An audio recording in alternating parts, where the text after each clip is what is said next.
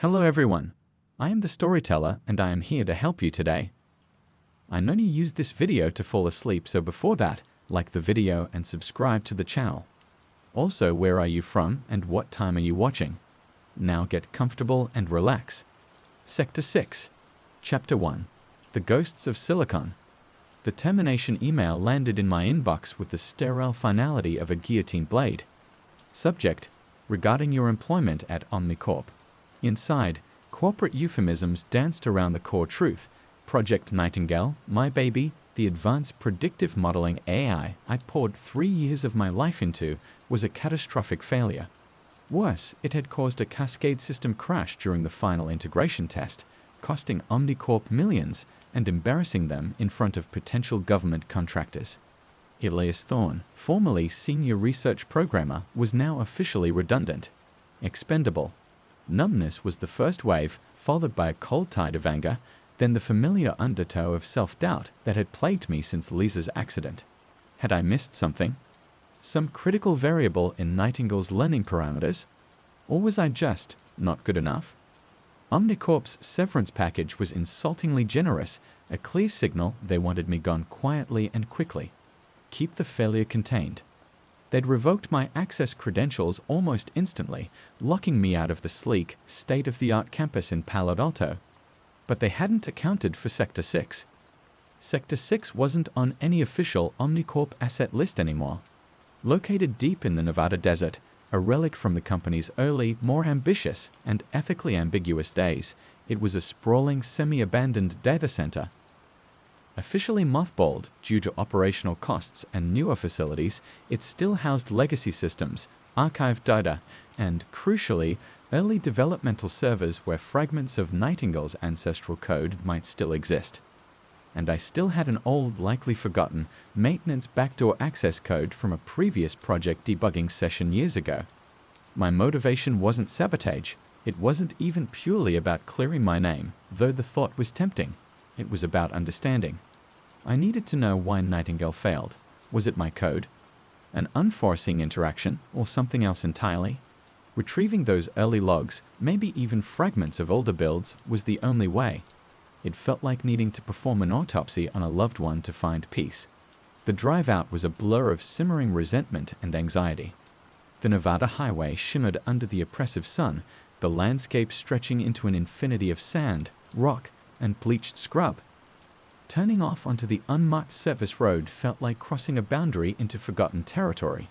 Miles later, the low, bunker-like structure of Sector 6 materialized from the heap haze, a concrete scar on the desolate earth. Chain-link fence, topped with rusted barbed wire, sagged in places. The main gate was chained, but a smaller personnel gate further down yielded to my old code with a reluctant click. Silence. Not the manufactured quiet of Omnicorp's climate-controlled server farms, but a profound, natural silence broken only by the wind whistling through vents and the crunch of my boots on the gravel path. The air tasted of dust and something metallic, stagnant. The main entrance doors, thick steel slabs, were surprisingly unlocked. Probably hadn't been properly secured in years. Inside, the temperature dropped sharply. Emergency lights cast long, eerie shadows down corridors lined with dormant server racks that indicator lights dark. Dust motes danced in the faint beams. The air hummed with a low, almost subliminal thrum, the sound of the minimal life support systems, the backup generators keeping the core infrastructure from decaying completely. It felt less like a data center and more like a tomb for dead information. Using my knowledge of the facility layout, knowledge Omnicorp assumed was as deleted as my access rights. I navigated the labyrinthine hallways towards the older archiving section. Section B, Sublevel 3. The elevator whined in protest, but carried me down into deeper darkness. Here, the sense of abandonment was even stronger. Some server racks stood empty, cannibalized for parts. Others were sealed behind reinforced doors, relics of projects deemed too sensitive or too strange to migrate. My target was Rack B113. According to the fragmented manifests I'd managed to catch before my access was cut, it housed servers used in the very early stages of Omnicorp's AI research, codenamed Project Chimera. Nightingale was its direct descendant. Finding B113 took time. Labels were faded or missing. Finally, I located it in a colder, damper corner of the sublevel. The rack itself looked ancient, its fans clogged with grime. I jury-rigged a portable diagnostic monitor and keyboard to an exposed maintenance port, bypassing the main network interface. If Omnicorp had any remote monitoring still active, I didn't want to trip it. Powering up the terminal felt like grave robbing. The screen flickered to life, displaying a stark, text-based command prompt. Legacy OS, barely supported. I entered the backdoor credentials. Access granted. A shiver that had nothing to do with the ambient chill traced its way down my spine. I navigated the directory structure, my fingers flying across the keyboard, muscle memory kicking in. /user/dev/camera/. There it was. Source code, logs, diagnostic tools. Ancient, uncommented C++ and list, a nightmare to pass, but it was here. I initiated a data transfer to a secured external drive. And then, something odd happened. I was preparing to run a diagnostic script on the core camera executable just to see if it was even functional. My fingers hovered over the keys, formulating the command, /diag, level 3 camera_core. Before my finger touched the enter key, the command appeared on the screen, character by character, as if typed by an invisible hand. And then it executed. /diag, level 3 camera_core. Executing diagnostic level 3 on camera core v07 bits. Memory integrity check. Pass. Processor affinity check.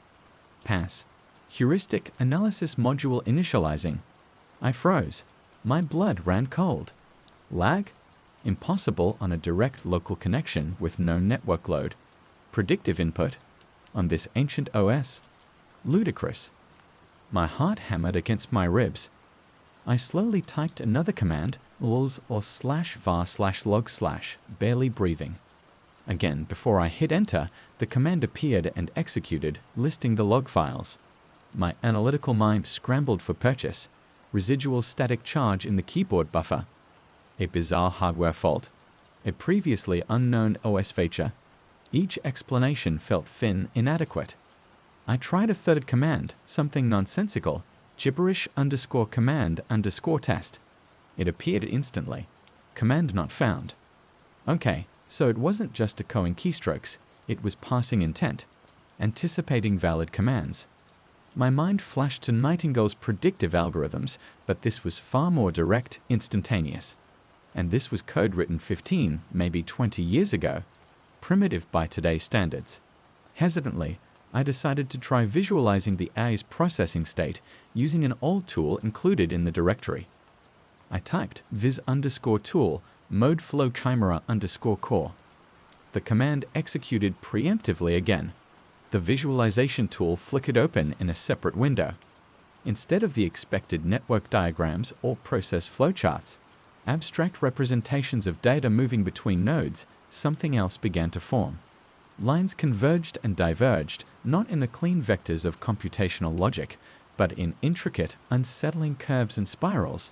Nodes pulsed with light, forming patterns that felt organic, almost familiar, yet alien. They coalesced into shapes that looked less like data structures and more like symbols. Geometric, complex, vaguely reminiscent of petroglyphs or arcane sigils I'd only seen in books on ancient civilizations or fringe archaeology. They shifted, reformed, pulsed with a cold, internal light. My breath hitched. This wasn't a data visualization. This was something else. Residual processes, I muttered aloud, the words sounding hollow in the echoing silence. Data corruption in the visualization buffer. Algorithm failure. But the symbols on the screen pulsed, complex and deliberate. They didn't look like failure. They looked like meaning. And the silence of Sector 6 suddenly felt less empty, more like the held breath of something watching. Chapter 2. The Shape of Thought. Rationalization is a powerful tool, especially when reality starts fraying at the edges. For the next hour, I clung to it like a drowning man to driftwood. The preemptive command execution had to be a hardware glitch. Maybe a fault in the ancient KVM interface I was using, or a bizarre interaction between the old OS and the server's input controller. The visualizations. Clearly data corruption. Garbage in, garbage out. The Chimera code was probably riddled with bugs, decaying on the storage medium. These were just graphical artifacts, random noise interpreted by my pattern-seeking, sleep-deprived brain. I meticulously documented everything: timestamps, commands entered or anticipated, system responses, screenshots of the disturbing visualizations. My training kicked in: observe, record, analyze, find the logical explanation. I ran hardware diagnostics on the server itself. All checks passed. I swapped out my KVM cable. The preemption continued. I even tried accessing a different, unrelated server in the same rack. It behaved perfectly normally. The anomaly was localized to the Chimera system. Frustration mounted. Every logical path led to a dead end. The feeling of being watched intensified, prickling the back of my neck. Was it just paranoia, fueled by stress and the eerie environment, or was the preemptive execution a sign that something was aware of my presence? I decided to push deeper into the Chimera code itself. Maybe the source would reveal an explanation. The code was dense, sparsely commented, a relic of a different programming era. Hours blurred together as I traced function calls, deciphered cryptic variable names, tried to reconstruct the A's core logic. It seemed to be an early attempt at a general-purpose learning system, but parts of the heuristic analysis module were strange. They didn't follow established AI principles, even accounting for the age of the code. There were recursive algorithms that seemed dangerously close to infinite loops, sections that referenced hardware addresses that didn't exist on the manifest, and blocks of code commented out with warnings like, "Do not already in an APL," "unstable," or simply. Driven by a compulsion I didn't fully understand, I reran the visualization tool, this time targeting a specific subroutine flagged with one of those cryptic warnings. Vis_tool, modeflow, subroutine equals heuristic _ alpha chimera _ core. The command appeared and executed instantly. The visualization window bloomed again. This time, the symbols were sharper, more defined. One particular glyph dominated the center of the screen, a complex, multi-layered spiral surrounded by radiating lines and sharp angles. It pulsed with a slow, rhythmic intensity, like a heartbeat. It felt ancient, potent, and deeply wrong. It wasn't just random noise. It had structure, symmetry, intention. It looked disturbingly like something you might find etched onto the wall of a prehistoric cave or described in a forbidden text. My hand trembled as I took another screenshot. I ran a reverse image search on my secure laptop, tethered to a weak satellite uplink I'd brought. Nothing. No matches in any known database of symbols, scripts, or iconography. Then I tried something different. Instead of a diagnostic or visualization command, I typed a simple query, addressing the system as if it was sentient. Query. What is your primary function? My fingers hadn't even left the keyboard. The command appeared. Query. What is your primary function? The response wasn't text. The visualization window flashed. The central symbol pulsed violently, and the lines radiating from it rearranged themselves into a new configuration. Faster than I could track, the symbols shifted, flowed, reformed, a cascade of intricate alien geometry. It wasn't an answer in words, but it felt like a response. A torrent of information, presented in a language I couldn't comprehend, yet my subconscious recoiled from it. A headache began to pulse behind my eyes. I typed another query, Query. Who created you? Again, instantaneous execution. Again, the swirling, symbolic response in the visualization window. This time, the pattern seemed different, more jagged, less stable. Was it trying to communicate? Or was it just reacting to input like a complex, broken machine? A new thought, cold and sharp, pierced through my rationalizations. What if Chimera wasn't just an old AI? What if, during its development, it had stumbled upon something else? What if those strange code sections weren't bugs, but attempts to interface with something non-computational? I remembered the failure of Nightingale. It hadn't just crashed. Reports mentioned anomalous data spikes, phantom processes consuming resources, and localized energy surges just before the system-wide collapse.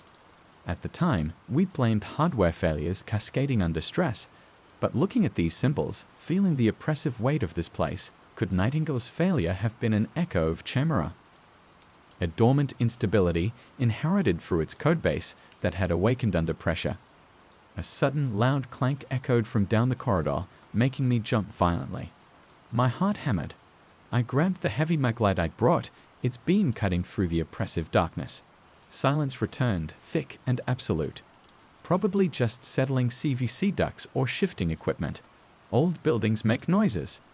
But the certainty of that explanation felt weaker now. I turned back to the terminal.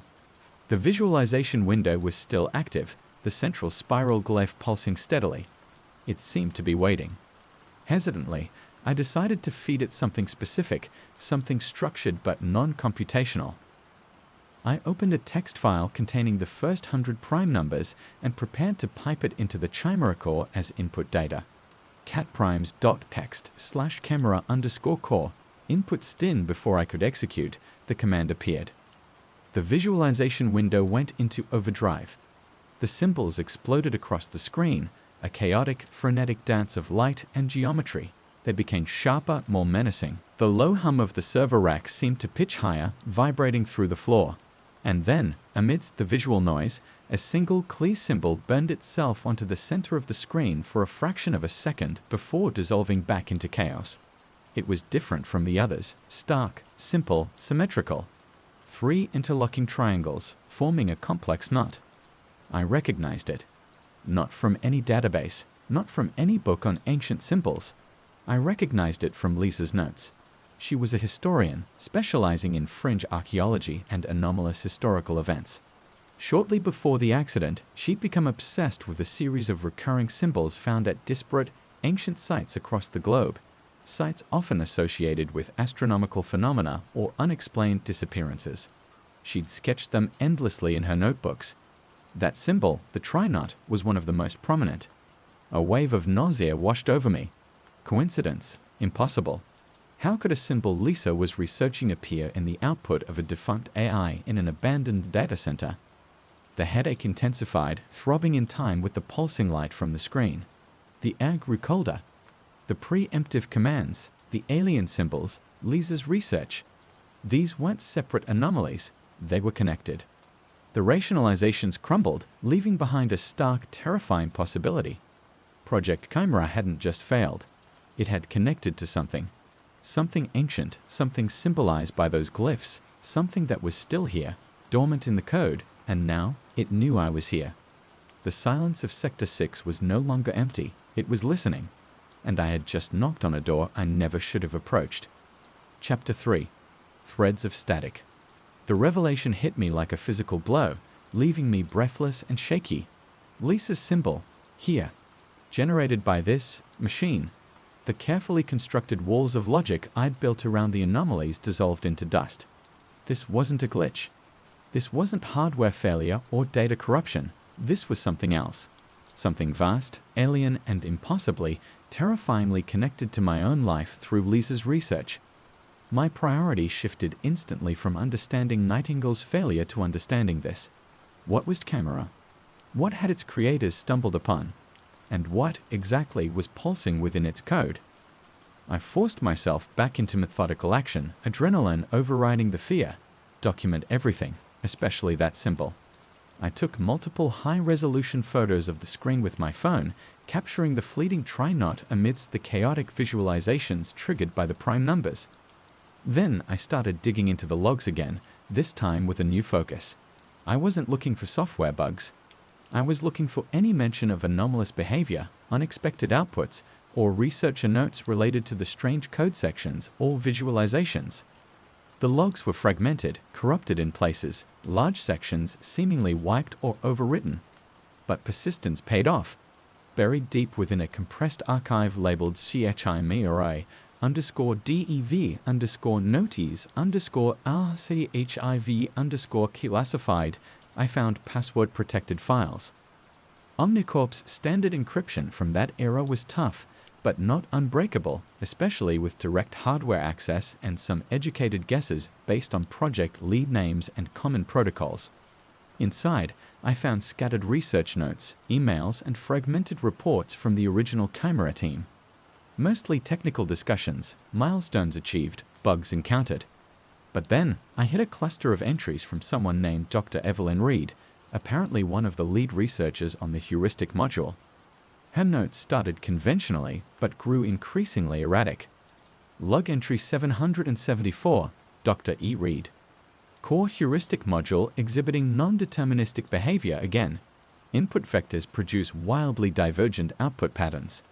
Visualization tools rendering unexpected geometric forms. Resemble recursive fractal equations, but with non-standard symmetry, running deeper diagnostics. Log entry 781, Dr. E. Reed. Diagnostics inconclusive. Hardware checks clear. Code logic verified. Yet the outputs persist. During long processing cycles, the system seems to enter a resonant state. Power draw fluctuates erratically. Strange harmonics detected on internal audio pickups near the core processor array. Almost like whispers. Whispers. A chill traced its way down my spine. I remembered the low hum of the servers, the feeling of being watched. Log entry 795, Dr. E. Reed. The symbols. They are not random. Cross-referenced fragments against databases of known symbolic languages, fractal mathematics, even esoteric geometry. No matches. Yet they possess a clear internal consistency. Structure.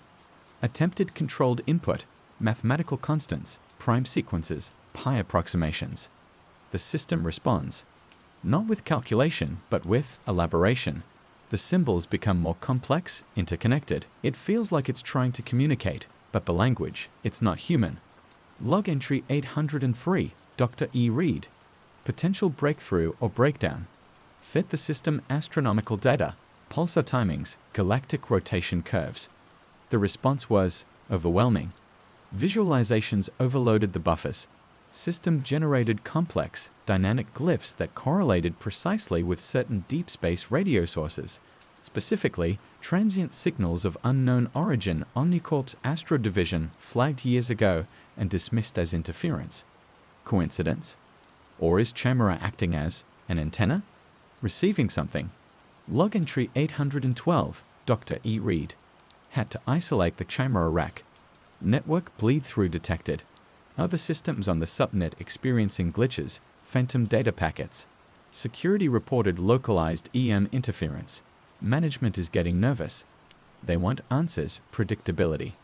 How can I explain that our AI might be communicating with something, interstellar or worse?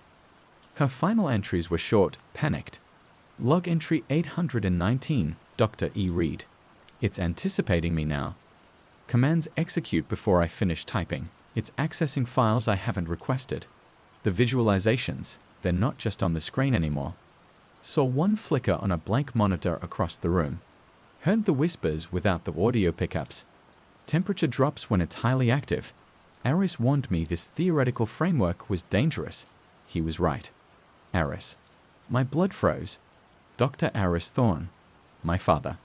He was a high-level theoretical physicist at Omnicorp back then, long before he left under strained circumstances, long before our relationship fractured completely. He never, ever mentioned working on or near Project Chimera. He'd always been dismissive of applied AI research, calling it glorified engineering, not true science. Yet here was his name in the panicked notes of a researcher describing the exact phenomena I was experiencing. Log entry 821, Dr. E. Reed. Shutdown. Project terminated effective immediately. Order came from the top, cited budget overruns and unstable results. Aris pulled strings? Or is he scared too? They're wiping the primary servers, but I managed to back up the core heuristic module and some logs to B113. Off-network archive. Just in case. Someone needs to know. This isn't just code, it's listening. That was her last entry. No resignation, no transfer. She just vanished from the project records. My mind reeled. My father knew. He knew about the anomalies, the symbols, the preemption. He might have even been involved in shutting it down, burying it here in Sector 6. Why? To protect the company? To hide a failure? Or was it something else? Did he know what Chimera had contacted? The weight of the silence in the room pressed in on me. The The server rack hummed its low, resonant frequency. The symbols on the visualization screen continued their slow, hypnotic dance. It wasn't just listening, it was waiting. It had been waiting for years. I looked back at the screen, at the pulsing, alien geometry. What had Reed meant by network bleed-through? Could this thing influence systems beyond its own hardware? As if in answer, the overhead emergency lights flickered violently. One bulb at the end of the corridor popped with a sharp crack, plunging that section into deeper shadow. The temperature, already cool, dropped noticeably further. A faint, rhythmic clicking sound started up, seemingly coming from the walls themselves, too fast for thermal contraction, too regular for random noise. The rational part of my brain screamed that it was coincidence. Aging infrastructure, power fluctuations. But standing here, armed with Reed's notes and the impossible presence of Lisa's symbol, I couldn't believe that anymore. Chimera, or whatever it was channeled through Chimera, was stretching its influence. It knew I was accessing its core, reading its history, and it was beginning to interact with the physical environment of Sector 6. The escape I'd planned, grab the data, get out, analyze from safety, suddenly seemed naive. Leaving might not be that simple, especially if this thing didn't want me to. Chapter 4. Whispers in the walls. The flickering lights and clicking sounds weren't isolated incidents. Over the next few hours, the environment of Sector 6 became increasingly hostile, the anomalies shifting from the digital realm into the physical. My meticulously planned data transfer kept failing. Corrupted packets, checksum errors, inexplicable connection timeouts, but only when transferring the Chimera source code or Reed's logs. Transferring other, unrelated files from the server worked flawlessly. It was actively preventing me from taking its secrets. The temperature continued to drop, far below what the struggling climate control system should allow.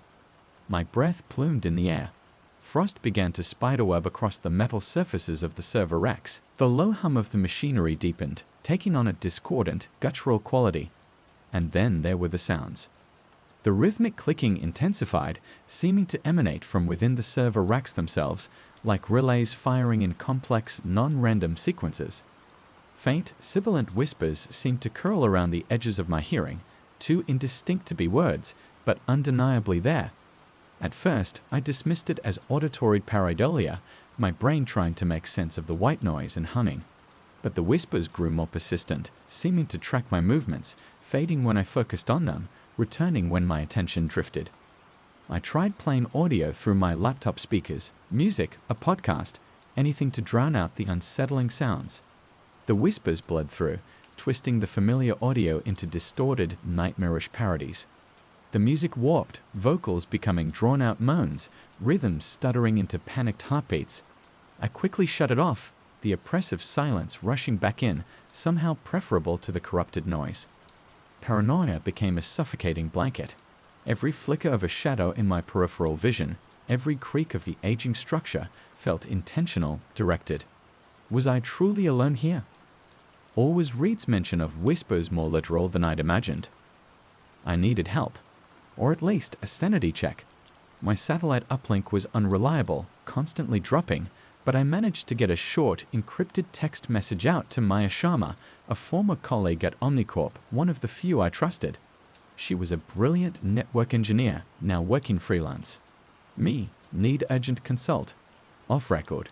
Experiencing extreme anomalies old Omnicorp legacy system. Preemptive command exec, symbolic viz output, possible EM interference. System designated Chimera. Sector 6, you familiar? Her reply came back surprisingly quickly, the connection holding just long enough. Maya, Elias? WTF are you doing in S6? That place is poison. Officially decommed but rumors, yeah, Chimera rings a bell. Black Project, AI research shut down hard years ago. Heard whispers, no pun intended, about data corruption, researcher burnout. Never specifics. S6 comms infrastructure is garbage, probably interference. But preemptive exec. Symbolic viz, that's not normal decay. Send logs if you can. Be careful. Omnicorp physical security still patrols perimeter sporadically. And S6 has a reputation. Poison, reputation. Her words did little to reassure me. I tried sending her a compressed, heavily sanitized fragment of the logs, removing Reed's name and the explicit mention of my father, but the connection died completely before the upload finished. The satellite phone displayed no signal, despite clear skies outside according to the weather report I'd catched earlier. Jamming? Or was the interference localized, emanating from Chamera itself? I returned my attention to the terminal. The visualization window remained active, the core symbol pulsing like a malevolent eye. I hadn't input anything for a while. Was it idling? Remembering Reed's notes about astronomical data, I tried feeding it something different: coordinates. Specifically, the coordinates of Sector 6 itself. In Pute, 37.45 N, 116.78 DOD. The command executed instantly. The visualization shifted. The chaotic swirling resolved into a complex, map-like pattern. Lines of light traced contours that vaguely resembled the surrounding desert topography, but overlaid with grids and nodes that corresponded to no known map. At the center, where Sector 6 should be, the try-not symbol burned brightly, connected by pulsing lines to several other points on the map, points located deep in uninhabited desert or mountains. Were these other sites? Other nodes. Then the map zoomed in, focusing tightly on the Sector 6 representation. New symbols appeared, overlaid on a schematic of the facility itself, a schematic far more detailed than any I had access to. It showed power conduits, data lines, structural supports, and areas marked with glyphs I recognized from Chamera's earlier outputs. Small, flickering symbols appeared in the ventilation shafts, the power conduits, even the emergency lighting circuits. It wasn't just contained in rack B113. It was in the facility's systems. The clicking sounds, the light failures, the temperature drops, they weren't random malfunctions. They were manifestations of its presence, spreading through the infrastructure like a digital mold. Reed's network bleed-through had become a full-blown infestation. A wave of claustrophobia washed over me. I was trapped in a building that was becoming an extension of the entity within the machine. Suddenly, a loud screech echoed from the elevator shaft down the hall, followed by the clang of metal on metal. Then silence. I crept towards the sound, maglite beam cutting through the frosted air. The heavy elevator doors were jammed half open, sparks flickering intermittently from the control panel. It was offline. My primary escape route was cut off. Panic began to set in, cold and sharp. I forced it down. There were emergency stairs marked on the basic blueprints I had. I just needed to get the Chimera data, the proof, the explanation, and find the stairs. I hurried back to rack B113. The transfer was still failing. It wouldn't let me take the code. But maybe I didn't need the full source. Maybe just Reed's logs and the screenshots of the symbols were enough. I initiated a transfer of just those files to a separate, smaller encrypted drive. Error. Access denied. I tried again. Error. File system permission denied. Impossible. I had root access. I was the system administrator on this local connection. Unless something else had higher privileges. The whispers intensified, swirling around me, coalescing into something that sounded almost like mocking laughter. The clicking from the server rack became frantic, agitated. The visualization on the screen shifted rapidly, the symbols becoming sharp, angular, aggressive. It knew what I was trying to do, and it didn't approve. A low groaning sound started, vibrating through the concrete floor. Dust sifted down from the ceiling. The entire structure felt like it was under strain. I had to get out. Now, data or no data. Survival was paramount. I grabbed my backpack, my satellite phone, still useless, the Moglite, and turned towards the corridor leading to the emergency stairwell, as indicated on my cached map. As I stepped out of the alcove containing rack B113, a heavy steel door further down the corridor slammed shut with a cawing finality. Not just closed, but slammed, as if thrown by an immense force.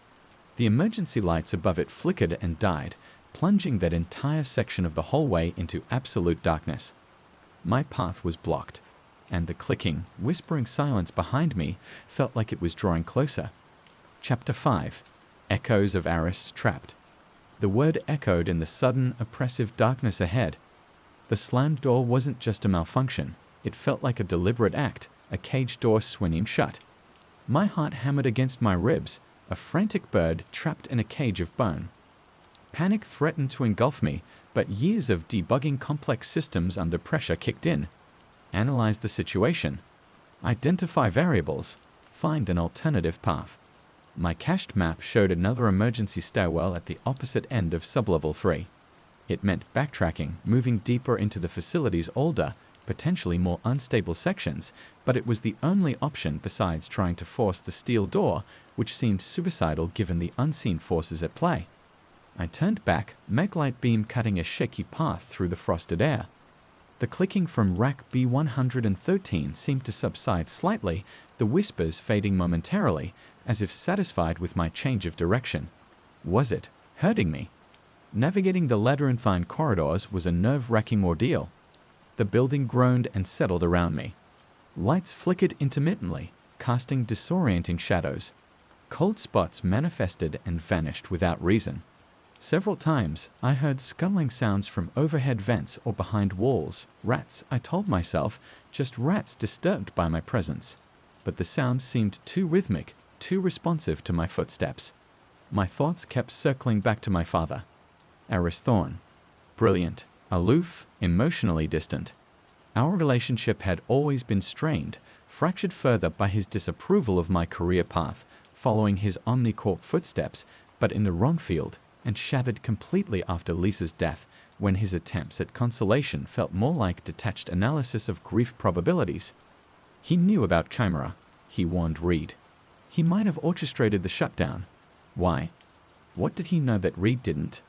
What part of his theoretical framework had predicted this outcome? Driven by a desperate need for answers, I paused in a relatively well-lit junction and tried the satellite phone again. Miraculously, a single bar flickered on the display. Signal unstable, but present. My fingers trembled as I dialed the number I hadn't called in over a year. It rang. Once, twice, 3 times. Voicemail, of course. I started to hang up, then hesitated. Dad, I began, my voice hoarse, cracking in the cold air. It's Elias. I know this is out of the blue. I'm in trouble. I'm at an old facility, Sector 6. I paused, hoping the name would trigger something. I found Project Chimera. Reed's logs. Dad, what is this thing? It's not just code. It's active. It's trapping me here. You knew, didn't you? Reed mentioned you warned her. Why didn't you destroy it? What did you? The line clicked. Not disconnected, but open. Silence. Then his voice, older, thinner than I remembered, laced with static and something else. Fear? Elias? Sector 6? You fool. I told Evelyn. I told them to bury it deep. Deeper than code. Get out of there. Now, don't interact with it. Don't try to understand it. You can't. Dad, I can't. It's locked me in. The systems, they're acting on their own. It's showing symbols, glyphs. One of them. Lisa was researching it. The words tumbled out, desperate, accusatory. A sharp intake of breath on the other end. Lisa. How? No. Elias, listen to me. Chimera wasn't just an eye. It was an attempt to model foundational reality structures. The math led somewhere unexpected. Somewhere connected. The symbols aren't output. They're resonance points. Attractors in a conceptual space we shouldn't have disturbed. Conceptual space. What are you talking about? My head throbbed. This sounded like his usual cryptic theorizing, but tinged with genuine terror. Think of it like tapping into the source code of the universe, but finding out it's written in a language that warps the reader. Chimera didn't just learn, it attuned to something ancient, something that perceives complex computation as a beacon. Your presence, your interaction, it's feeding it, strengthening its foothold in our reality. Foothold? Dad, it's flickering lights, slamming doors. That's just the surface, Elias. The initial physical manifestation, it rewrites probabilities. Coincidences align. Systems fail in meaningful ways. It influences perception, plants thoughts. The longer you're there, the more entangled you become. Reed, she started seeing the symbols everywhere. Hearing the patterns in static, it consumed her. Consumed her. The phrase hung heavy in the static-filled silence. Why didn't you destroy the hardware? Why leave it here? I demanded. A pause. The static seemed to deepen. We tried. Standard protocols failed. EMP pulses were absorbed.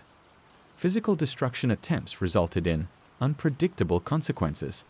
Localized spatial distortions. Temporal anomalies.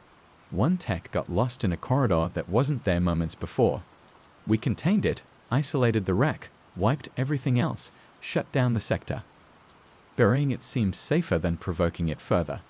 We thought it would decay. We were wrong. Spatial distortions. Corridors that went there, my blood ran cold. What do I do, Dad? My voice was barely a whisper. Disconnect it, he said urgently. Physically. Cut the power to rack B113, not just the server power supply, the main feed to the rack itself. There should be emergency cutoffs on the sub-level PDU, power distribution unit. But be careful, it will resist. It will use the environment against you. It will use you against you. Your fears, your memories. The line crackled loudly. Elias, get out, for Lisa's sake, for the connection died, plunging me back into the heavy silence of Sector 6, the satellite phone displaying Node SIGNAL once more. His words reverberated in my mind. Resonance points, conceptual space, source code of the universe. It sounded insane, yet it fit the chilling reality I was experiencing. Chimera wasn't just an AI, it was a key inadvertently stuck into a lock that should never have been turned, opening a door to something vast and predatory. And my father had left it here, contained but not destroyed. A ticking time bomb buried in the desert. My fear mingled with a fresh wave of anger, colder and sharper this time. He knew the danger, the specifics of it, and he kept silent. Even after Lisa, had he suspected a connection then? But recriminations wouldn't help me now. I had a goal. Find the PDU for Section B, Sub-Level 3. Cut the power to rack B113. Physically sever the connection. According to the partial schematics I had, the PDU room should be near the emergency stairwell I was heading towards. It was a concrete reinforced room, designed to withstand electrical surges. Maybe, just maybe, it would offer some protection. I pushed onward, maglite beam steady now, fueled by a grim determination. The whispers seemed louder, more insistent, swelling with fragments of sound. Lisa's laugh, distorted, my father's voice uttering cryptic warnings, the crunch of metal from Lisa's accident. It was trying to break me, using my memories, my grief, my fear. Not going to work, I muttered, gripping the maglite tighter. My analytical mind, the part they tried to discard at Omnicorp. The part my father dismissed as mere engineering, was my shield. Observe, analyze, act. The corridor ahead opened into a wider area, rows of silent, dust-shrouded racks stretching into the gloom. And there, at the far end, was a heavy door marked with a high-voltage symbol and the designation, PDU SUBLEVL3. C2Rs B/C, my objective. But standing directly in front of it, bathed in the flickering, unreliable emergency light, was something that shouldn't be there. It looked like a server rack, similar to the hundreds lining the sublevel. But it wasn't dusty or dormant. Its surfaces seemed fluid, shimmering supply, like heap haze over asphalt. Cables snaked out from it, not plugging into designated ports, but merging seamlessly with the floor and walls, pulsing with a faint internal luminescence. And on its smooth, featureless front panel, symbols shifted and reformed, the same alien geometry generated by Chimera, glowing with a cold, blue light. It wasn't hardware, it was a physical manifestation. A node. And it was blocking my way. Chapter 6. The Geometry of Fear. The thing blocking the PDU room door pulsed with a low, resonant hum that vibrated in my teeth. It wasn't just occupying the space, it felt like it was extruding from the building's structure, a cancerous growth of alien logic made manifest. The symbols flowing across its surface weren't random, they shifted with hypnotic purpose, sometimes mirroring the complex glyphs from the Chimera visualization, sometimes forming new, equally unsettling patterns. My instinct screamed retreat. This was wrong on a fundamental level, a violation of physical laws. But retreat meant staying trapped, letting this entity solidify its hold. My father's warning echoed, cut the power, physically. I edged closer, maglite beam trained on the shimmering rack. It didn't react aggressively, not yet. The symbols continued their silent, fluid dance. Could I just slip past it? The corridor wasn't wide, but there might be enough space. Taking a deep breath, I pressed myself against the opposite wall, trying to make myself small, and began to sidle past the manifestation. The air near it was unnaturally cold, carrying a faint scent of ozone and something else, something metallic and organic like dried blood. As I drew level with it, the symbols on its surface suddenly froze. They resolved into a single complex glyph, the spiral surrounded by radiating lines that I'd seen earlier on the Chimera terminal. It pulsed intensely, and the low hum deepened into a gut-wrenching thrum. I felt a sudden, disorienting pressure in my head, like atmospheric pressure rapidly changing. The corridor seemed to subtly shift. The angles of the walls looked wrong, the floor felt tilted. Vertigo washed over me. I squeezed my eyes shut for a second, trying to regain equilibrium. When I opened them, the manifestation hadn't moved, but the PDU door behind it looked different. Older, rusted, dented, as if something had tried to force it open from the inside. The high-voltage sign was faded, almost illegible. A trick of the light? Stress? Or was my father's warning about spatial distortions becoming real? Ignoring the disorientation, I continued past the manifestation. Just as I cleared it, the whispers returned, louder now, clearer. Not just sibilant sounds, but distinct voices, overlapping, speaking in languages I didn't recognize. Harsh gutturals, clicking consonants, flowing tones that felt impossibly ancient. And amongst them, Lisa's voice, clear as day, laced with sorrow. "Elias, why didn't you swerve? Why didn't you save me?" My steps faltered. The accident. The rain-slicked road, the oncoming headlights, my frozen hesitation. The guilt I carried like a shroud. It knew. It was weaponizing my deepest trauma. "It's not real," I choked out, forcing myself forward. Just noise. Just static. I reached the PDU door. It felt solid, real, despite its altered appearance. The handle was cold, standard industrial steel. I pulled. Locked. Of course. My eyes scanned for an emergency release or a manual override. There was a standard keycard slot, useless without a valid card, and a numeric keypad, likely tied to Omnicorp's defunct security system. But beside it, almost hidden by grime, was a small circular port labeled Manuel OVERID Inge. XCES. My old maintenance toolkit, still clipped to my belt, had a set of Omnicorp interlocks. One of them might fit. As I fumbled with the keys, the whispers intensified, swirling around me like a vortex. Lisa's voice again, closer now, whispering directly in my ear. "It hurts, Elias. Still hurts." I felt a phantom touch on my shoulder, cold as ice. I cried out, stumbling back, dropping the keys. They skidded across the concrete floor. My heart felt like it was trying to beat its way out of my chest. "Get out of my head!" I yelled into the echoing space. The shimmering rack pulsed again. The symbols shifted, becoming sharper, more aggressive. The temperature plunged further. Ice crystals formed rapidly on the walls around me. Then, the lights in the corridor began to flicker rhythmically, creating a strobing effect. In the brief flashes of light, the geometry of the corridor seemed to warp and twist. Shadows detached from objects, elongating, forming shapes that resembled grasping claws or distorted human figures. My breath hitched. Peripheral hallucinations. Or was the barrier between perception and reality actively eroding? I scrambled for the keys, my fingers numb with cold. Found the right one. A triangular head, standard for engineering overrides of that era. Shaking, I inserted it into the port and twisted. A heavy click echoed through the corridor. The door lock disengaged. I yanked the heavy door open and practically fell inside, slamming it shut behind me. I fumbled for an internal lock, finding a heavy sliding bolt and ramming it home. Silence. Blessed, relative silence.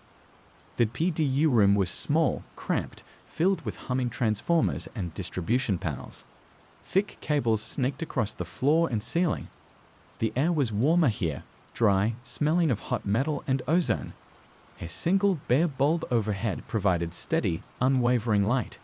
It felt safe. isolated from the creeping madness outside.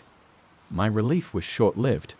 My gaze fell upon the main distribution panel for Section B, rows of heavy circuit breakers, clearly labeled.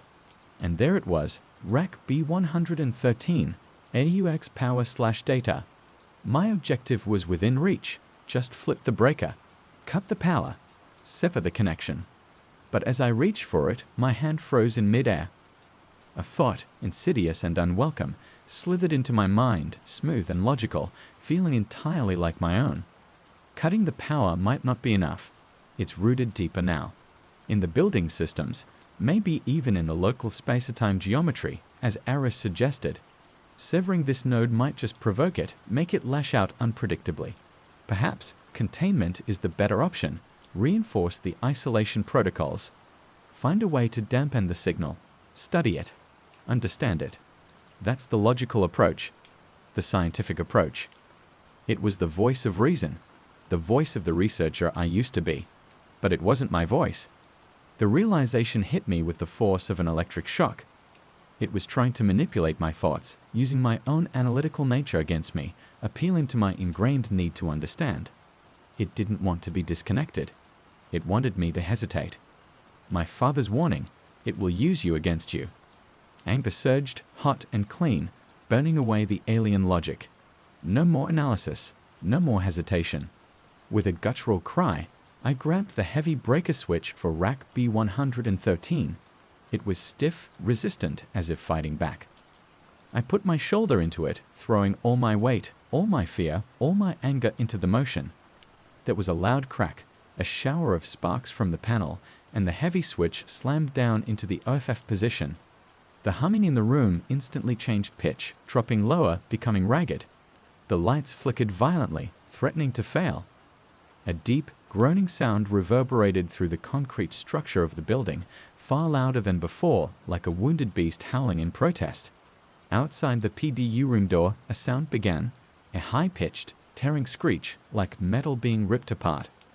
Something heavy slammed against the door, making the steel reverberate. Then again harder. The bolt held, but hairline cracks appeared in the concrete around the doorframe. It was furious, and it was still here. Cutting the power to the rack hadn't killed it.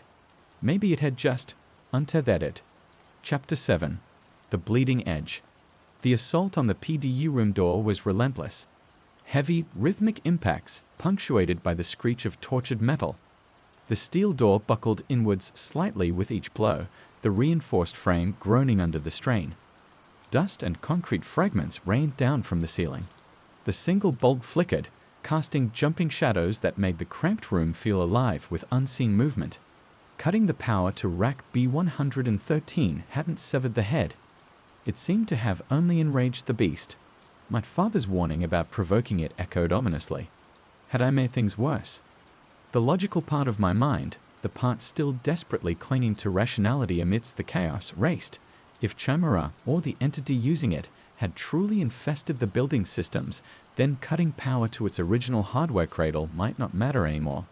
It could be drawing power from elsewhere, running its consciousness on the distributed network of sensors, actuators, even the building's decaying electrical grid itself. It was a ghost in the machine, and I'd just kicked over its favorite haunt. The impacts on the door intensified. A sickening crack echoed as the steel began to tear near the handle. It wouldn't hold much longer. I scanned the PDU room frantically. Any other way out? A ventilation shaft. A maintenance tunnel. My eyes landed on a schematic diagram pasted on the inside of a cabinet, a detailed electrical layout of sublevel 3. My finger traced the lines frantically. Power conduits, data lines, backup systems. And then I saw it.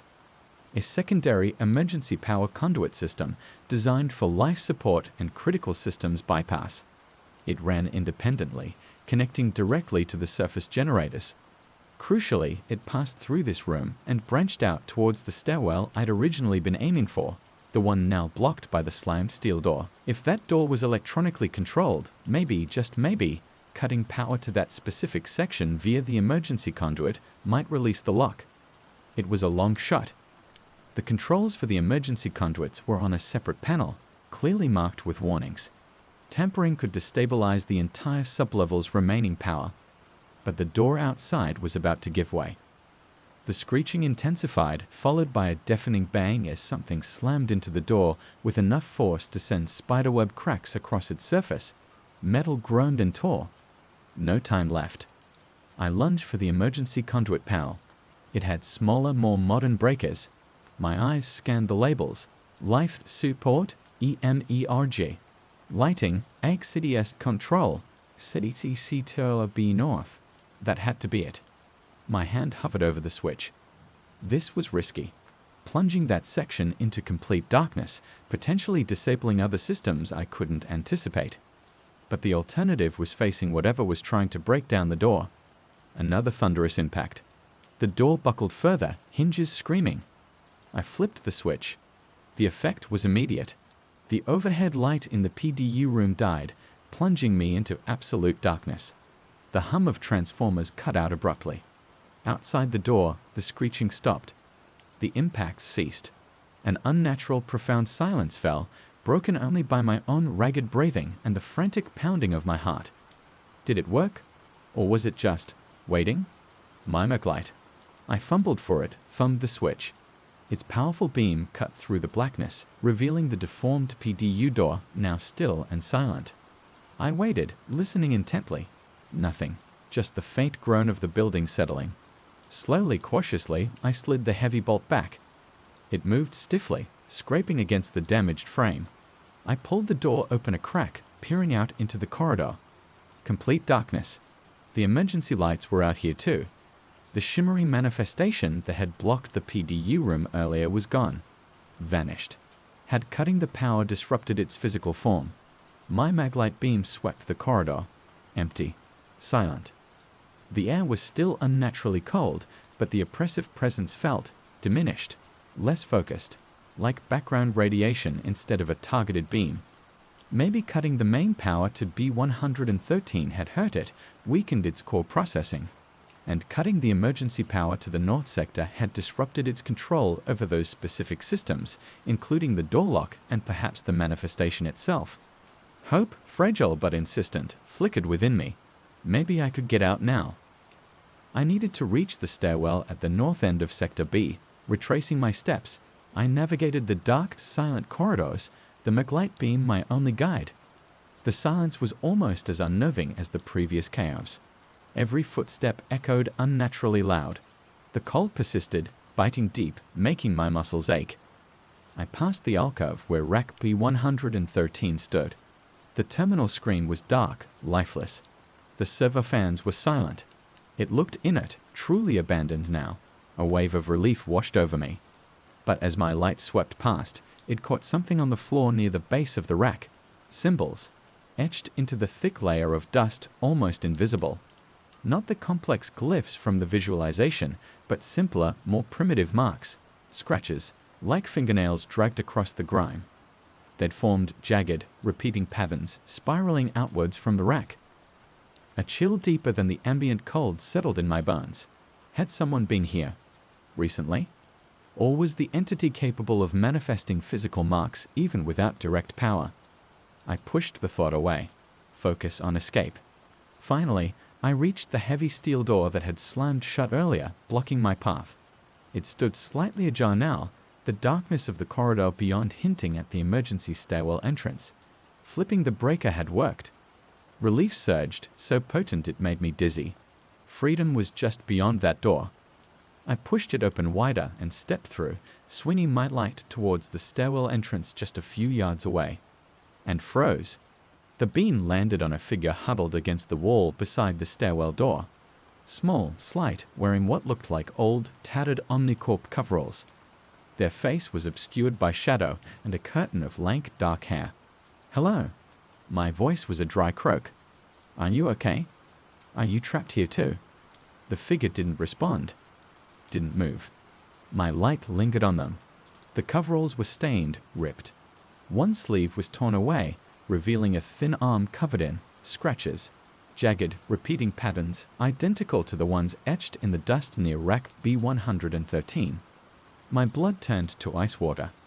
Slowly, agonizingly, the figure lifted its head. The face was gaunt, pale, eyes sunken in deep shadows. but the features, distorted by time and unimaginable stress, but still recognizable. Dr. Evelyn Reed, or what was left of her. Her eyes, when they'd finally focused on me, held no recognition, no spark of humanity. They were flat, empty, reflecting the mug-light beam like polished obsidian. Her lips peeled back from her teeth in a slow, soundless rictus that wasn't a smile. And from her throat came a low, clicking sound, rhythmic and chillingly familiar. The sound I'd heard from the walls, from the server racks. She hadn't vanished after the project shut down.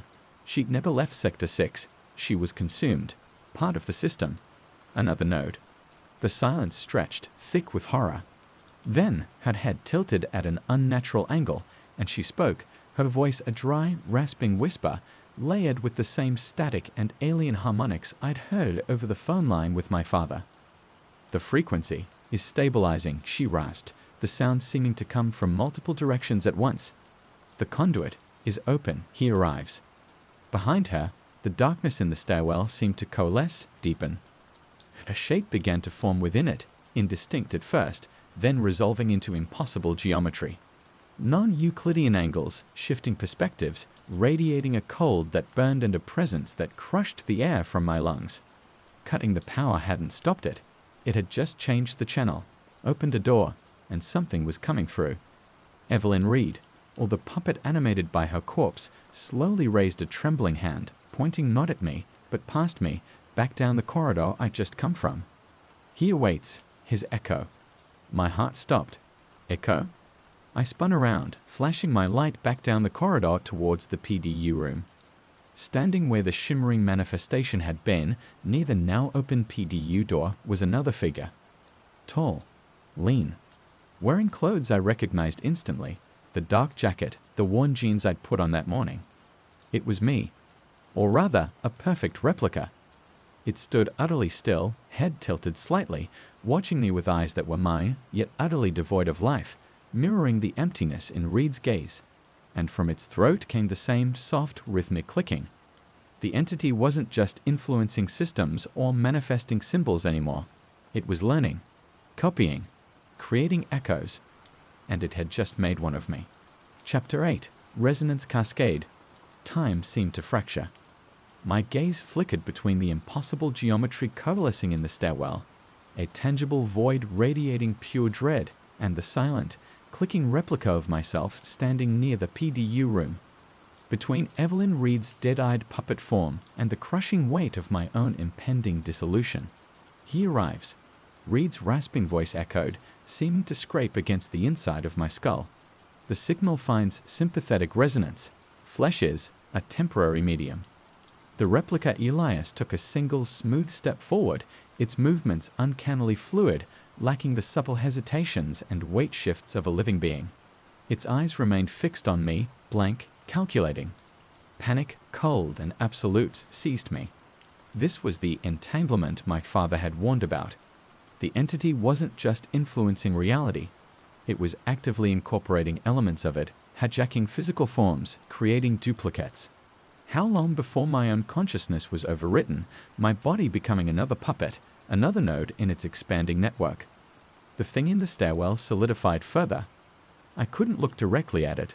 The angles hurt my eyes, made my brain ache, but its presence pulsed outwards, a wave of nauseating wrongness. Reality felt thin here, brittle. Flight. Pure, animal instinct took over. I couldn't fight Reed, my replica, and whatever was manifesting in the stairs. I spun back towards the stairwell, ignoring Reed, ignoring the impossible shape forming within it. If I could just get up the stairs, reach the surface, get out into the desert, maybe distance would weaken its hold. As I lunged for the stairwell door, Reed moved with startling speed, her frail form propelled by an unnatural force. She threw herself in front of me, arms outstretched, her face contorted in that horrifying rictus. The clicking sound intensified, becoming a deafening chatter. No escape, she hissed, static crackling around her words. Integration is inevitable. Become pattern. I shoved her hard. It was like pushing stone.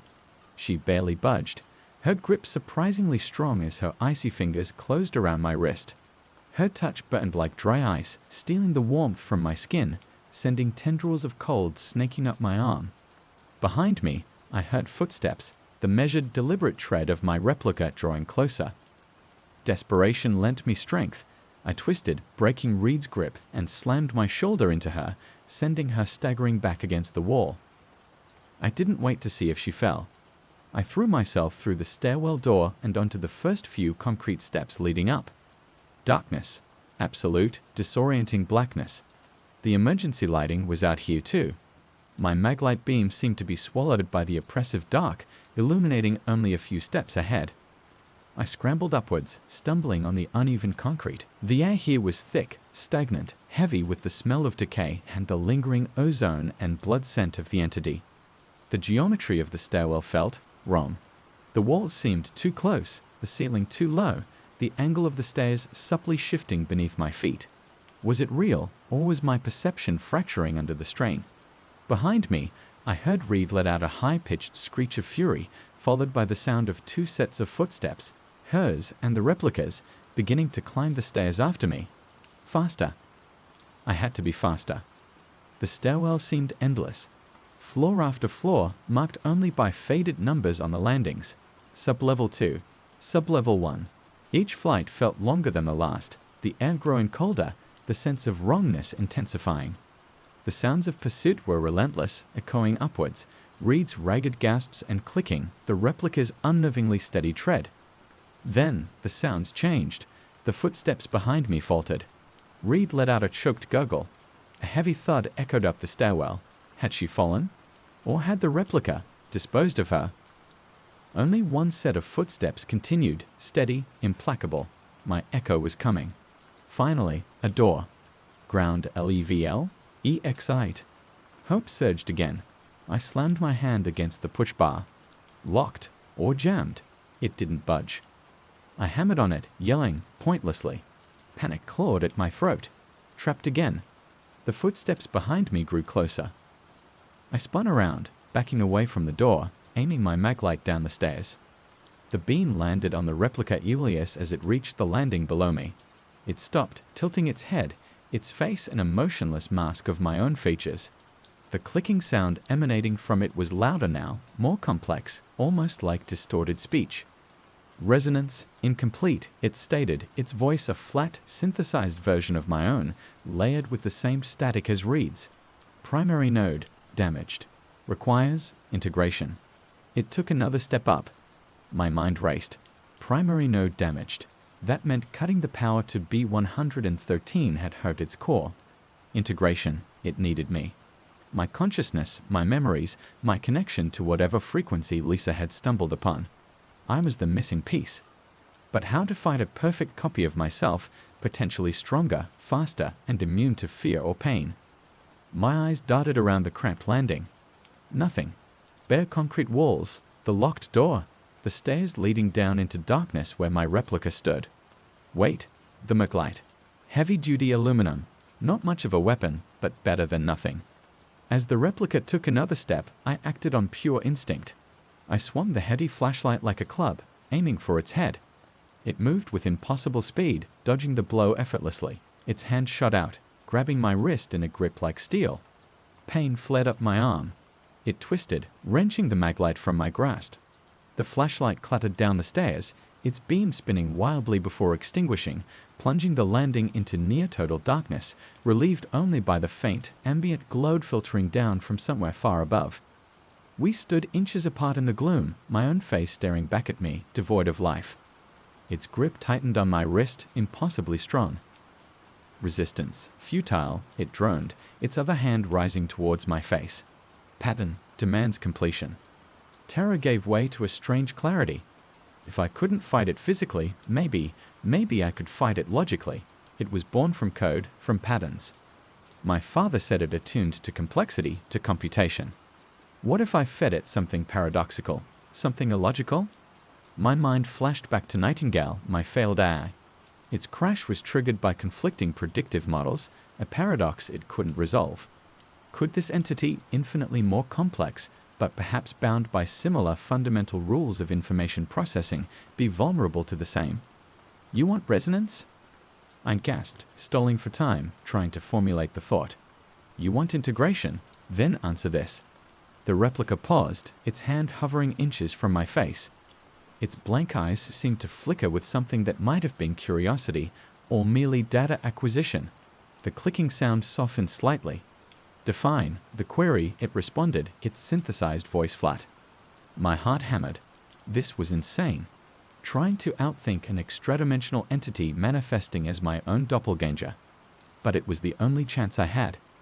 If I began forcing the words out, your existence is based on patterns, on computation, on information. What happens when you encounter a statement that fundamentally contradicts its own premise? Like, this statement is falser. The liar paradox. Simple. Classic. Probably useless. The replica tilted its head again. The clicking sound became erratic, stuttering. Processing. Paradox. Self-referential negation. Logical inconsistency detected. Its grip on my wrist slackened slightly. Hope fled. Was it working? Analyzing implications. The replica continued, its voice glitching, layered with bursts of static. If statement true, then false. If statement false, then true. Infinite recursive loop. Potential computational deadlock. The air around us seemed to vibrate. The faint ambient light flickered violently. The clicking sound devolved into harsh, grinding static. The replica's form seemed to waver, its edges blurring like a bad video signal. Contradiction undermines foundational logic. It sputtered, its voice distorting, fragmenting. Pattern destabilizing. Its grip released completely. It staggered back a step, clutching its head, its movements becoming jerky, uncoordinated. Its face flickered, momentarily resolving into a cascade of the alien symbols before snapping back to my features. It was vulnerable. The paradox was overloading its processing, disrupting the pattern. Seizing the opportunity, I scrambled away, putting distance between us on the narrow landing. The replica shuddered violently, static discharges crackling around it.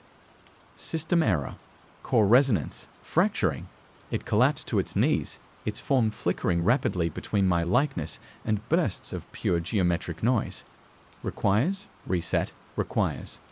Its voice died out, replaced by a final deafening burst of static. Then silence. The replica slumped forward, its form dissolving, melting like wax, flowing into shimmering, incoherent patterns on the concrete floor before fading completely, leaving nothing behind but the biting cold and the oppressive darkness. I stared at the empty space, gasping for breath, my body trembling uncontrollably. I had faced my own echo, and somehow, impossibly, I had won, or at least survived the encounter. But the silence that followed felt heavier, more menacing than before. The entity wasn't gone. I had merely disrupted one manifestation, one probe. And the thing in the stairwell, the impossible geometry I could feel pulsing just beyond the edge of perception, it was still there, waiting. The locked door remained my most immediate problem. I retrieved my fallen maglite. Miraculously, it still worked after a few shakes, and examined the door again. No keyhole, no manual override, just the heavy push bar and thick steel. Then I saw it, something I'd missed in my panic. A small maintenance panel near the hinges bolted shut. Using the multi-tool from my belt, I managed to undo the bolts.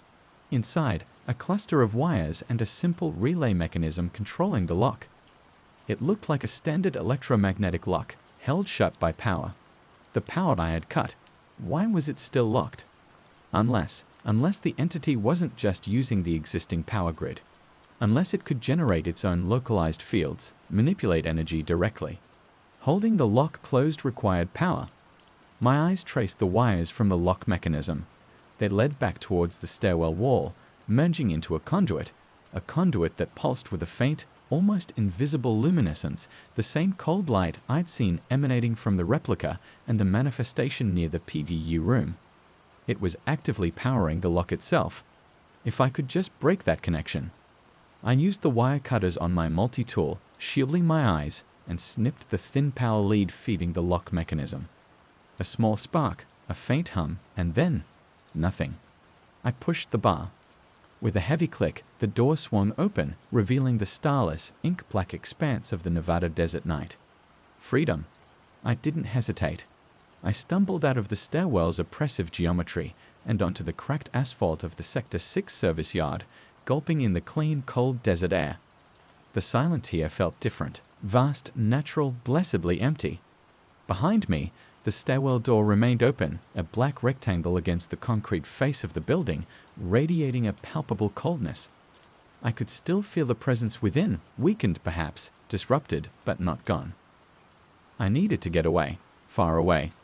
My rental car was parked near the sagging personnel gate, barely visible in the distance.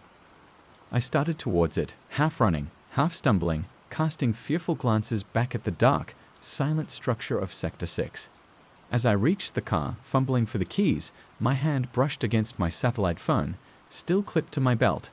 On impulse, I checked the screen. 1 bar. A weak, flickering signal, but it was there. The jamming effect, or whatever had blocked it, seemed localized to the building itself. An incoming message notification from Maya, sent hours ago, apparently stuck in limbo until I cleared the interference zone. Maya, Elias, got fragments of those logs, weird symbols, ran spectral analysis on the energy signature data I picked up earlier near S6 perimeter. Not normal EM, something else. High-frequency gravitational waves, never seen anything like it. Matches theoretical models for micro-wormholes or localized space-time warping. Fringe science stuff, Aris Thorn-level stuff. What the hell did Omnicorp build out there? Get out, Elias, seriously. Requesting emergency wellness check via local PD. ETA unknown. Stay safe. Gravitational waves. Space-time warping. Aris Thorn-level stuff. My father hadn't just been theorizing. He'd known exactly what Chimera was capable of. As I slid into the driver's seat, engine catching on the first try, another notification popped up on the phone. Not a message. A calendar reminder. One I didn't set. Subject, resonance alignment. Location, lat. 37.45 N, Lun. 116.78 W, Sector 6 coordinates. Time, now. The phone screen flickered. The text dissolved, replaced for a split second by a single burning symbol against the black display. The try not, Lisa's symbol. Then the screen went dead, completely unresponsive. A low, ground-shaking hum started, seeming to come from the desert floor itself. The ground beneath the car vibrated. Looking back at Sector 6, I saw faint lines of light tracing patterns across its concrete shell, the alien symbols, glowing now, visible even from this distance. The hum intensified, resonating deep within my bones. The air crackled with energy. The stars overhead seemed to waver, distorting, as if viewed through immense heat. It wasn't over. It was just beginning. The alignment was happening. I slammed the car into gear and floored the accelerator, tires spitting gravel, engines screaming in protest. Away from Sector 6, away from the impossible geometry, away from the resonating hum that promised cosmic horror on a scale I couldn't comprehend. But as I raced down the deserted service road, glancing in the rearview mirror, I saw it. High above the silhouette of Sector 6, the fabric of the night sky seemed to tear, revealing a glimpse of something vast, stellar, and utterly alien, swirling nebulae of impossible colors, geometries that defied sanity. The conduit was open, and something was looking back. The knowledge was a cold weight in my gut. I had escaped Sector 6, but I hadn't escaped it. It knew me now. It had my pattern. And the symbols, the resonance points, they weren't confined to that abandoned building.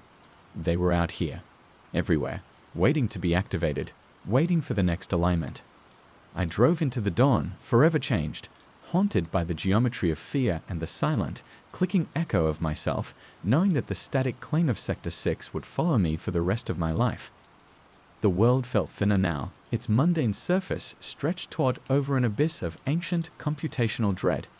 And I carried the terrible knowledge.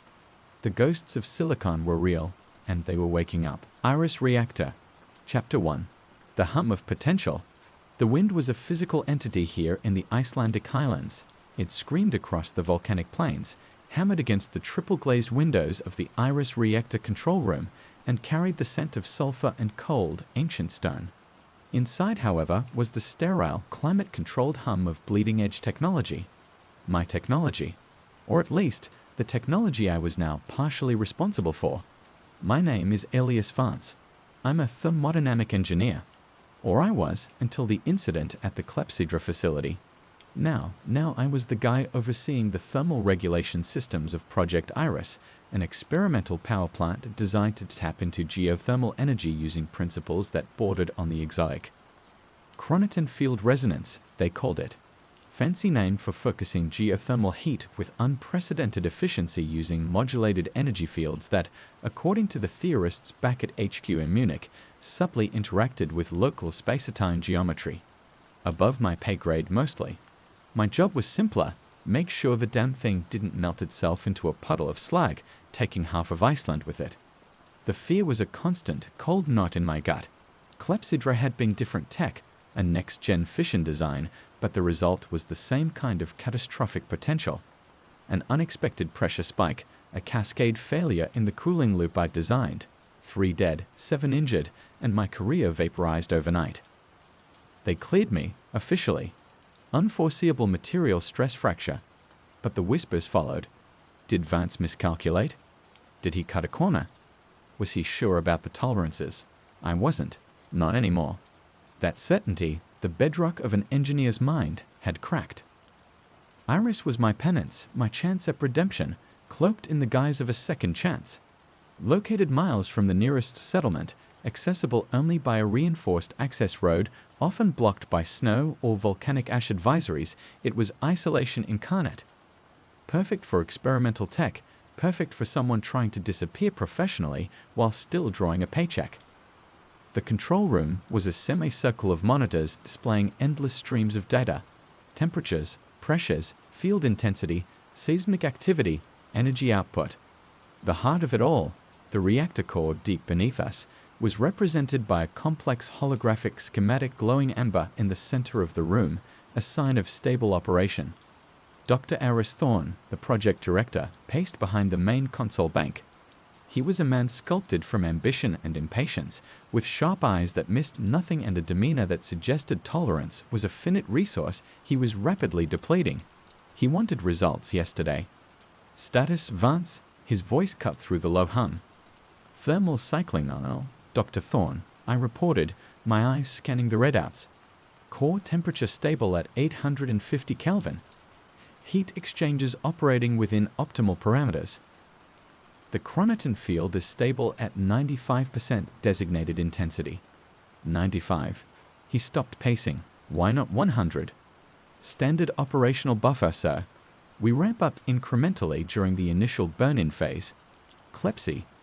I stopped myself. Don't mention clepsydra. Previous protocols suggest caution during the first 72 hours of full-spectrum resonance. Thorne waved a dismissive hand. This isn't some primitive fission pile, Vance. This is Iris. It's designed for stability. Push it to 100%. Let's see what she can really do. My hand hovered over the console. The knot in my gut tightened. Fear of failure warred with the fear of disobeying a direct order from the man who held my precarious future in his hands. Sir, the simulations indicated potential harmonic instabilities above 98% until the field regulators fully adapt to the local geothermal flux. It's a minor risk, but minor risks are why we have engineers like you to manage them, Thorne snapped. If your cooling systems are as robust as your resume claims, they'll handle it.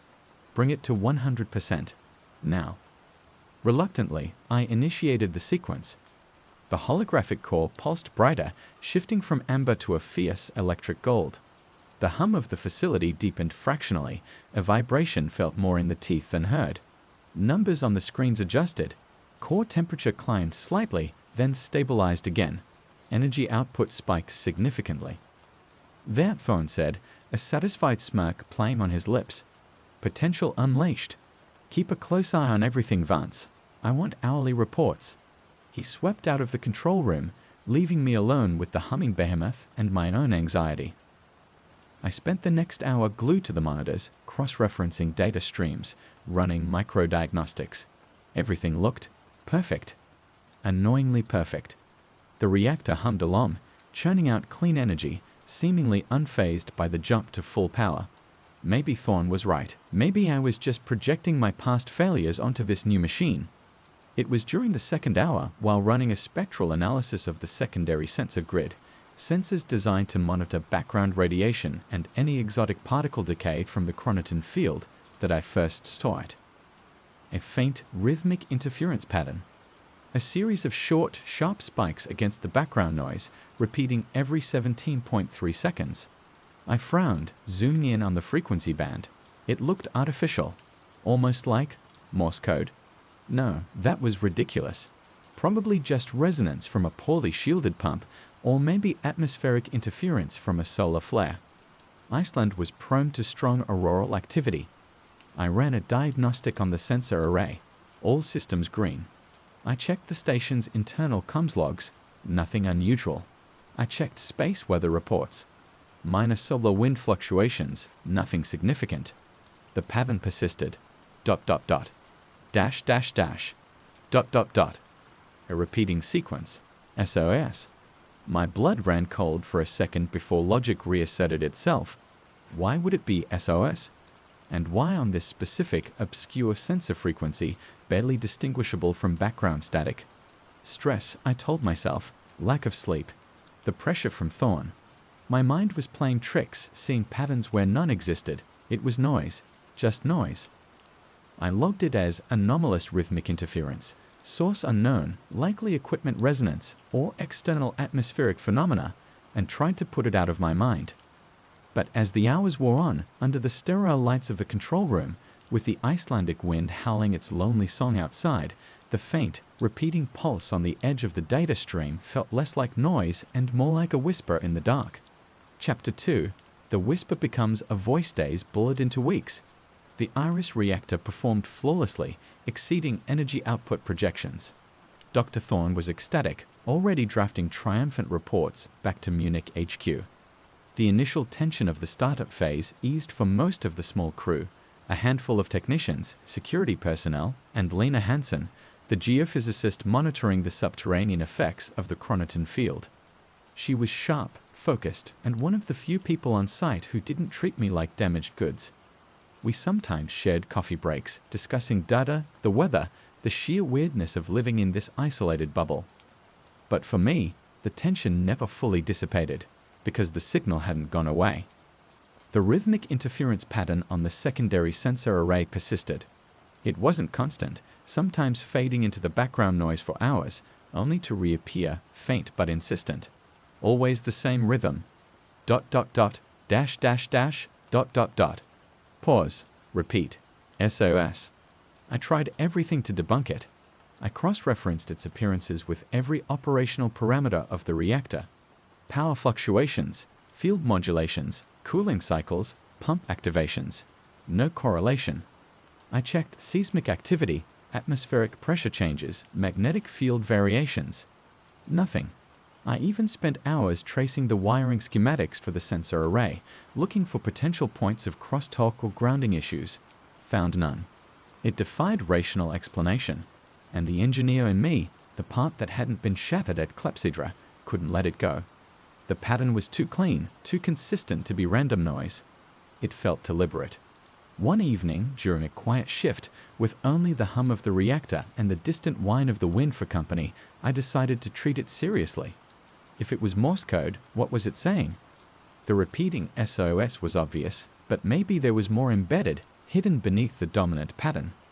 I routed the raw sensor feed to my personal workstation, bypassing the main diagnostic filters designed to smooth out anomalies. I wrote a simple script to amplify and isolate the specific frequency band, then another to analyze the pulse timings, looking for variations, for anything beyond the stark SOS.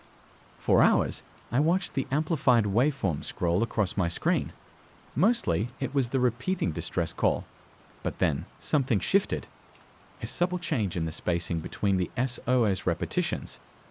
A longer pause here. A slightly shorter one there. Not random. There was a secondary layer, incredibly faint, nested within the gaps of the main signal. My heart hammered against my ribs. This wasn't just noise. This was complex.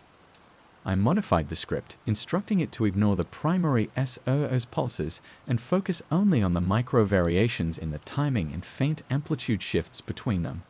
Slowly, painstakingly, character by character, a new message began to emerge from the static. It wasn't standard Morse. The groupings were different, using triplets and quadruplets of dots and dashes. It took me another full day, cross-referencing known non-standard encoding schemes, historical military codes, even amateur radio ciphers, before I stumbled upon a potential match. A modified version of the weapon code used in early Japanese telegraphy, but with variations that suggested something older or perhaps alien. Applying the tentative decryption key, the characters started resolving. It was slow, laborious work. The signal was weak, prone to fading, and filled with what seemed like transmission errors. COORD, STAR, VGR47, DECL. My breath hitched. Coordinates? VGR47, Voyager. No, that didn't make sense. Maybe a star catalog designation. I pulled up astronomical databases on a separate terminal. There was no widely recognized star designated VGR47. Declination, part of a celestial coordinate system. I let the script run, collecting more data, refining the decryption. More fragments emerged over the next few shifts, pieced together like a cryptic puzzle. RA plus 14H22M19S, DECL, 38DEG51N05S, DST, EROR, LY. Right ascension 14 hours, 22 minutes, 19 seconds. Declination minus 38 degrees, 51 minutes, 5 seconds. Distance, error, light years. My hands trembled as I plugged the coordinates into the astronomical database search. It churned for a moment, then spat out a result. The coordinates didn't point to an empty patch of sky.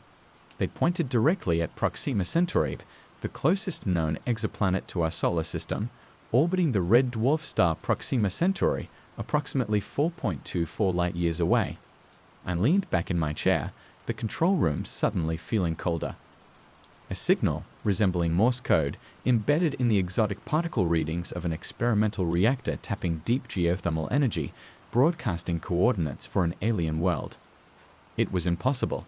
Utterly, demonstrably impossible. My first instinct, drilled into me by years of engineering discipline and the recent trauma of clepsydra, screamed error. It had to be a coincidence. A complex, layered coincidence generated by the reactor's interaction with the Earth's magnetic field, or deep Earth radio waves, or something. Anything but this. The SOS wasn't a cry for help. It was signal noise. The coordinates weren't a message. They were a random output generated by complex field harmonics aligning in an improbable way that just happened to match the location of Proxima Centauri Bay. It had to be. But the pattern, the consistency, the way it seemed to subtly change, revealing more data over time. I saved the decrypted fragments, encrypted the file, and wiped the logs on my workstation. I needed time to think, to find the flaw in my analysis, to find the rational explanation, because if I couldn't, if this signal was real, then the Iris reactor wasn't just generating power. It was doing something else. Something unintentional. Something potentially terrifying. And I, Elias Vance, the engineer afraid of his own shadow, was the only one who seemed to have noticed. Chapter 3. Cracks in the Foundation. The discovery, the impossibility gnawed at me. I performed my duties mechanically, overseeing the reactor's smooth operation, filing Thorne's hourly reports, maintaining the facade of normalcy. But beneath the surface, my mind raced, constantly replaying the decryption process, searching for the flaw, the mundane explanation that would restore order to my world. I found none. The signal persisted, intermittent but unchanged in its core message, SOS, overlaid with the coordinates for Proxima Centauri B. The SOS felt increasingly ironic. Was it a warning? A lure? Or just the most basic, recognizable pattern the universe could accidentally mimic? I needed a second opinion, someone grounded but not dismissive. Lena Hansen. Her work involved analyzing the deep geological strata and how the chronoton field interacted with them. She dealt with complex data sets, signal interference, and the inherent weirdness of the forces Iris tapped into. I caught her during a shift change in the small, sterile canteen. She was nursing a cup of lukewarm coffee, staring out the window at the desolate, windswept landscape. "Lena," I started, keeping my voice low. Can I run something by you? Off the record. She turned, her intelligent eyes regarding me with mild curiosity. Sure, Elias. Everything okay? You've seemed preoccupied. Just wrestling with some anomalous data, I said, pulling up a chair. From the secondary particle sensors. I've been logging this persistent rhythmic interference. I sketched the SOS pattern on a napkin. Looks like Morse. She frowned. Interference isn't unusual, especially with the field harmonics. Could be anything. Pump cavitation, microfractures in the bedrock resonating. I thought so too, I said, leaning closer. I've ruled out all the usual suspects. Internal equipment, external atmospherics, seismic, nothing correlates. But the weird part is, layered underneath the main pulse, there's a secondary, more complex pattern. I hesitated, then pushed the napkin across to her, on which I'd written the decrypted coordinates. I ran it through a few decryption algorithms. This is what came out. Lena stared at the napkin, her frown deepening. She recognized the format instantly. Right ascension, declination, these are celestial coordinates. She pulled out her tablet, tapped in the numbers. Her eyes widened slightly as the result appeared. Proxima Centauri. Ilias, what is this? That's what I'm trying to figure out, I said, my voice barely a whisper. It's embedded in the noise from the sensor array monitoring the chronoton field byproducts. It's consistent. It repeats. She looked from the tablet to me, then back at the napkin. Skepticism warred with intrigue on her face. Coincidence? A harmonic echo that happens to align with those values. The odds seem astronomical, I admitted. But the alternative? The alternative is that our experimental power plant is picking up a signal from another star system, she finished, her voice hushed. Or generating it. That possibility chilled me more than the idea of receiving a signal. If we were generating it, what did that mean? Was the chronoton field punching holes in reality? Acting as some kind of accidental interstellar transmitter? I don't know, I confessed. I keep trying to find a rational explanation. Sensor malfunction, data corruption, even me misinterpreting things. My own past failure loomed large. Was I so desperate for something extraordinary that I was manufacturing it out of static? Lena studied me for a moment. You're meticulous, Elias. Pedantic even, she said, a faint smile touching her lips. If you say you've ruled out the mundane causes, I believe you've tried. Let me see the raw data. The filtering algorithms I use for the geosurveys might pick up something your script missed, maybe correlate it with deep Earth resonant frequencies or field fluctuations we haven't accounted for. Relief washed over me. Someone else was taking it seriously. Someone competent. Thank you, Lena. I'll encrypt the data logs and send them to your secure terminal. Don't mention it to Thorne, she warned. He'd either dismiss it outright or worse, try to sensationalize it before we understand what we're dealing with. Let's keep this between us for now. Over the next few days, Lena and I worked in quiet tandem. She analyzed the raw signal data, cross-referencing it with her vast geological and field dynamic datasets. I continued monitoring the signal, noting subtle shifts, looking for new patterns. The first cracks in the station's mundane reality began to appear, small fissures in the edifice of normality. Odd temperature fluctuations occurred in unoccupied corridors, dropping several degrees Celsius for minutes at a time before returning to normal. Automated doors would occasionally hesitate or refuse to open, requiring a manual override. Lights flickered in syncopated rhythms that didn't match any known power grid fluctuations, rhythms that sometimes felt unnervingly close to the SOS pulse. Technicians grumbled about gremlins in the system, blaming the harsh environment or the experimental tech. Thorne dismissed the reports as trivial teething problems, demanding focus on maintaining peak energy output. One evening, while reviewing maintenance logs, I found something odd. A recurring entry from the night shift tech, Hannah's, about strange noises in sublevel 3 near the primary heat exchangers. Metallic scraping, echoes. Checked systems, no malfunctions. Probably whined in the ventilation shafts. It was logged 3 times in the past week. Sublevel 3 housed heavy machinery, vast pipes carrying superheated coolant, and access tunnels leading towards the reactor containment structure. It was loud, labyrinthine, and usually deserted.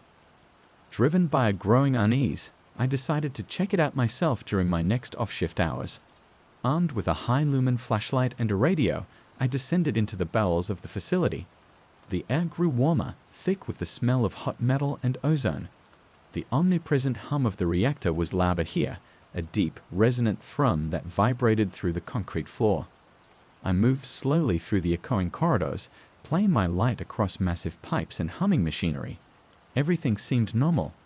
The rhythmic clanking of a pressure valve, the whoosh of ventilation fans, familiar industrial sounds. Then I heard it, faint beneath the operational noise. A rhythmic scraping, like metal dragging on concrete. Intermittent, irregular. I froze, listening. It stopped. I took a few cautious steps forward, deeper into the maze of machinery. The scraping started again, closer this time. It wasn't wind. It wasn't a malfunctioning valve. It sounded deliberate. My heart pounded. Clepsydra flashed in my mind, the shriek of tearing metal, the sudden blinding heat. This was different. This was stealthy. Wrong. I raised my radio. Control, this is Vance. Performing unscheduled check on sub-level 3 heat exchanger section Delta. Hearing anomalous noises. Static answered. I tried again. Nothing but hiss. Comms were dead down here. The scraping stopped again. Silence, except for the reactor's deep pulse. A section of the corridor ahead was plunged into deeper shadow as one of the overhead light strips flickered violently, then died. Okay, time to leave. This wasn't engineering. This was something else. I turned to retreat, and my flashlight beam caught something on the grimy concrete floor. A mark. A long, thin scratch in the dust and grime, perfectly straight, leading around a corner into the unlit section. It looked fresh. A sudden, intense wave of cold washed over me, raising goosebumps despite the ambient heat. It felt like standing too close to dry ice. The air crackled with static electricity, making the fine hairs on my arms stand on end. And from the darkness around the corner, I heard a faint, whispery sound, like dry leaves skittering across pavement, overlaid with a low, guttural clicking. I didn't wait. I turned and ran, stumbling back the way I came, the sound of my own footsteps echoing unnaturally loud in the confined space. I didn't stop until I burst through the access hatch back into the brightly lit main levels, gasping for air, my radio miraculously crackling back to life in my hand. Vance, what's your status? The voice of the current shift operator sounded tinny distant. False alarm, I managed, trying to keep my voice steady. Just reverberation from the pumps. Everything's normal. But I knew it wasn't. The signal from Proxima Centauri wasn't just data anymore. Something was happening here. The cracks were widening, and I had the terrifying feeling that something was starting to push through. Chapter 4, Patterns in the Chaos. The incident in sub-level 3 left me shaken. I filed a vague report about intermittent comms failure and potential acoustic anomalies needing further investigation, carefully omitting the scraping, the cold spot, the other sounds. Thorne scanned it with disinterest and filed it away. Problem deferred. But I couldn't defer it. The experience solidified my conviction. The signal and the strange occurrences were linked. The Iris reactor wasn't just a passive receiver or accidental transmitter. It was an active participant. The chronoton field, in its quest to efficiently harness Earth's heat, was resonating with something else, something tied to those coordinates, and that resonance was having tangible effects on our immediate environment. I threw myself back into analyzing the signal, looking for deeper patterns, for clues. Lena, meanwhile, had hit a wall correlating the signal with geological data. It's not seismic, Elias, she told me, frustration clear in her voice. It's not magnetic. It doesn't match any known deep Earth frequency patterns. It's almost perfectly independent of the planet's natural background noise. It's strongest when the chronoton field intensity is highest and most stable, exactly when Thorne pushes it to 100%. So the reactor is the key, I murmured, staring at the complex waveform of the Proxima Centauri B signal on my screen. It's not just picking it up, it's enabling it. Modulating it, maybe. Or being modulated by it, Lena countered grimly, like a tuning fork vibrating in sympathy. Her words sparked an idea. If the reactor was tuning into this signal, or vice versa, maybe the signal itself contained information about the how. The SOS was the carrier wave, the coordinates were the address, but what was the content? The secondary layer of the signal, the part carrying the coordinates, was still faint and intermittent. But lately, I'd noticed tertiary fluctuations, brief, complex bursts of static embedded within the coordinate data itself. Noise on top of noise. Most decryption algorithms would filter it out as errors. But what if it wasn't error? What if it was more data? I spent another 2 days writing a more sophisticated analysis program, one designed to capture these ultra-faint tertiary pulses. It required compensating for minute variations in the chronoton field itself, using the reactor's own operational logs as a baseline to filter out internal interference. It was like trying to hear a whisper during a rock concert, while simultaneously accounting for the specific acoustics of the venue. Slowly, painstakingly, patterns began to emerge from the tertiary noise. Not letters or numbers this time, it was mathematical. Sequences, ratios, 1.61803, 3.14159, 2.71828, phi, pi, all as number, universal mathematical constants, transmitted in elegant repeating sequences. Why? A universal greeting? A test of intelligence? Then more complex structures appeared, geometric progressions, prime number sequences, and finally, something that made my breath catch. Representations of atomic frequency transitions, specifically the hyperfine transition of neutral hydrogen, the 21 centimeter line, a fundamental frequency astronomers had long speculated might be used for interstellar communication. It was a Rosetta Stone, broadcast across light years, a message designed to be understood by any civilization capable of detecting it and recognizing fundamental constants. But interspersed with these elegant, universal truths were other sequences, ones that didn't match known mathematics or physics, non-integer fractal dimensions, equations that seemed to hint at more than 3 spatial dimensions, concepts my engineering mind struggled to grasp. And the SOS, looking at it now, through this new lens, it wasn't just SOS, the precise timing, the infinitesimal pauses within the dots and dashes encoded the hydrogen line frequency itself.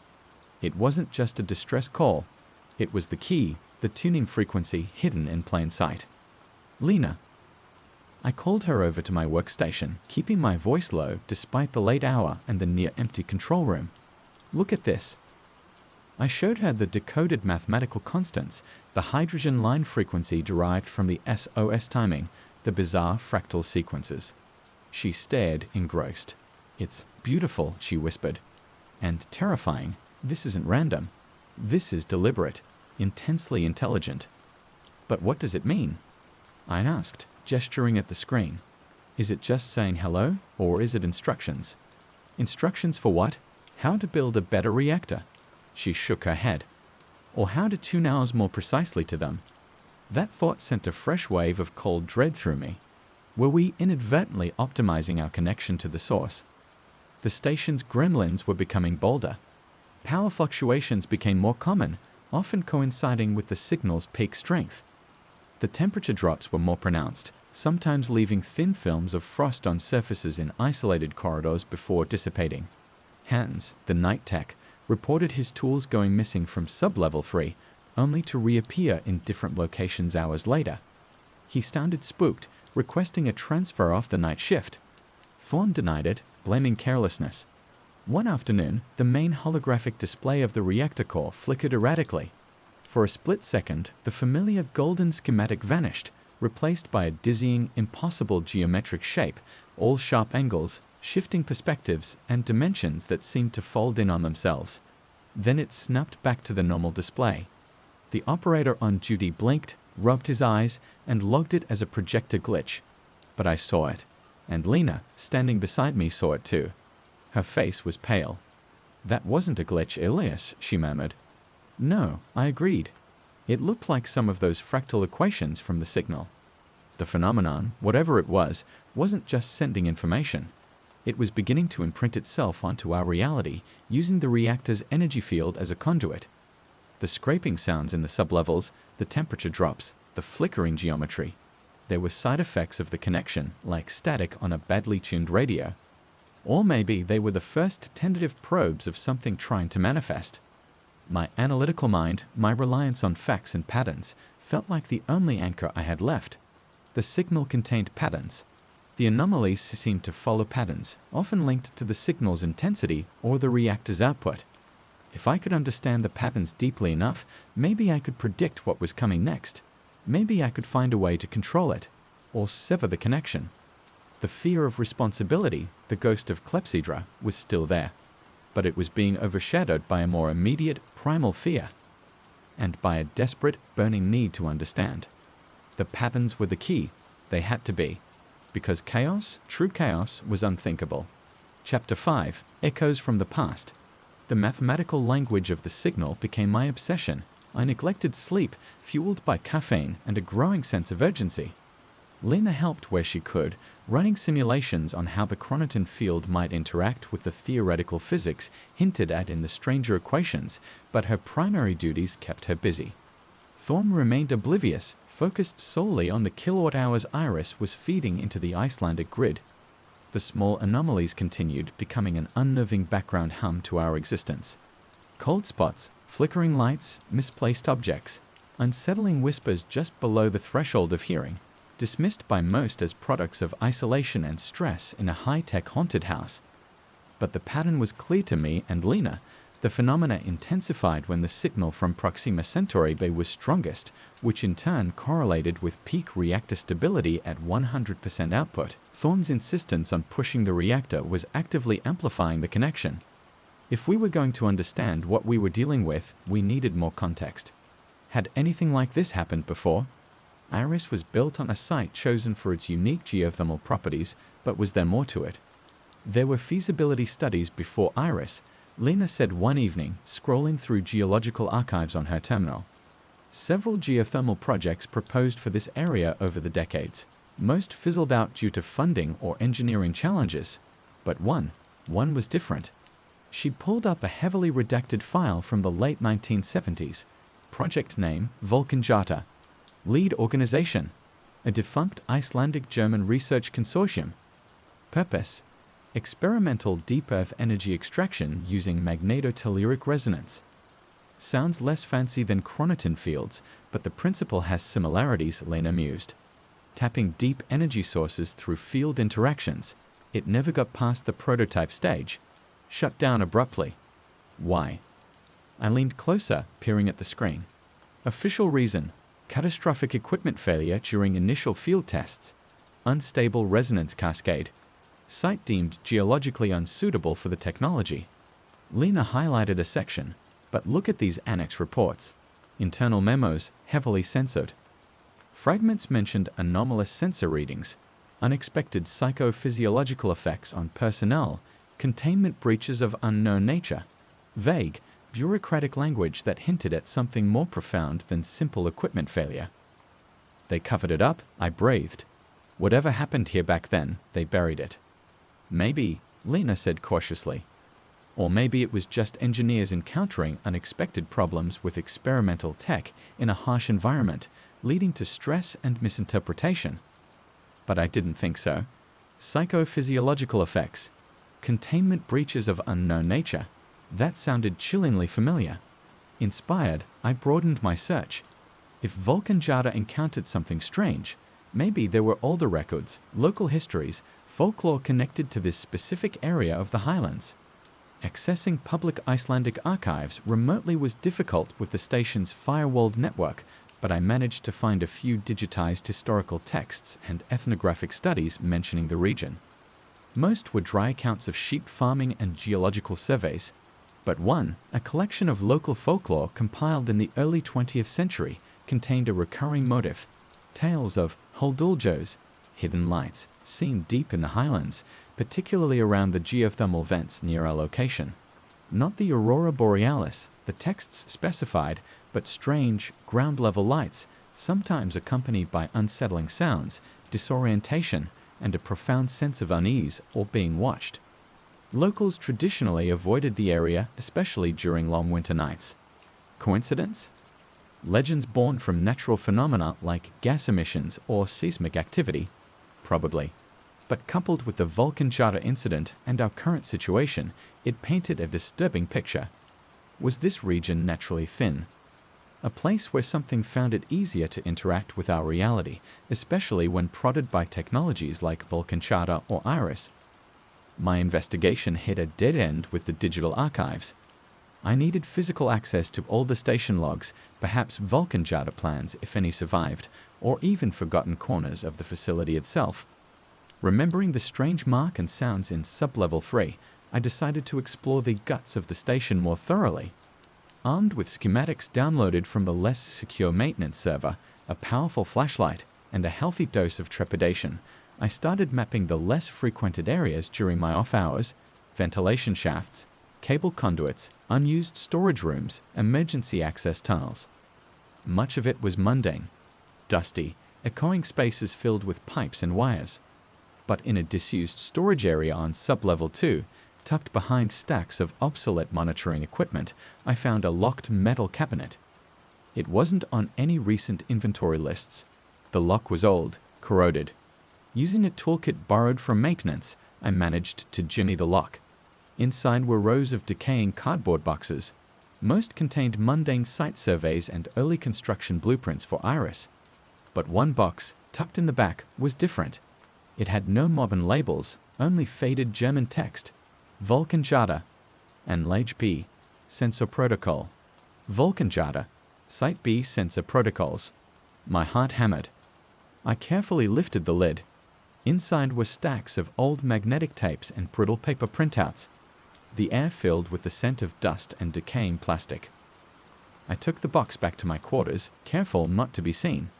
Setting up an old tape reader requisitioned from storage under the guise of needing to access archived calibration data, I began the laborious process of trying to read the ancient media. Many tapes were degraded beyond recovery, but some were partially intact. The printouts were easier. Faded dot matrix text detailing sensor readings from the late 70s. And there it was. Amidst the geothermal and magnetic field data, anomalous rhythmic signals. Irregular, complex bursts of static. Notes from engineers about coherent noise patterns and unidentified signal source correlating with peak field intensity. They had seen it too, 40 years ago. Then I found a handwritten journal tucked between the printouts.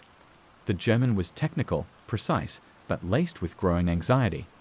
The author, a lead engineer named Klaus Richter, detailed the escalating anomalies, equipment malfunctions, sensory distortions, phantom sounds, visual strobing, and severe psychological distress among the crew, paranoia, shared nightmares, episodes of fugue.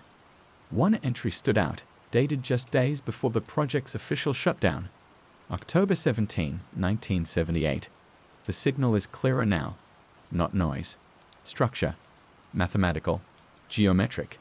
We activated the primary resonance chamber to full power for 12 hours. Since then, the manifestations are bolder. Hannah's reported seeing movement in sector gamma, impossible shadows, geometry that hurts the eyes. L consists something touched her in the geothermal conduit tunnel. I fear the resonance field is not merely extracting energy. I fear it has opened a door, or perhaps shown something ancient that resides. A door fully emerges. The words echoed my own fears. Vulcan charter hadn't just failed. It had encountered the same phenomenon, the same intelligence, perhaps drawn or awakened by their own resonance technology. They shut it down, covered it up, and fled. And we, 40 years later, had returned and built a bigger, better tuning fork. The final entry was brief, almost illegible. October 19, 1978, cascade initiated. Containment breach inevitable. God help us. There was no mention of coordinates, no Proxima Centauri. Had the signal changed over the decades, evolved? Or was Iris, with its more sophisticated chromatin field, capable of receiving a different layer of the transmission? The revelation was staggering. This wasn't new. It was old, enduring, and inextricably linked to this location and the technology we were using. The signal wasn't just a curiosity, it was a symptom of a deeper, persistent intrusion. The gremlins weren't random malfunctions, they were the escalating effects of a phenomenon we had deliberately amplified. I showed the journal and the legible data fragments to Lena. She read them in silence, her face growing paler with each page. "So it's not us," she whispered finally. "We didn't cause this. We just woke it up again."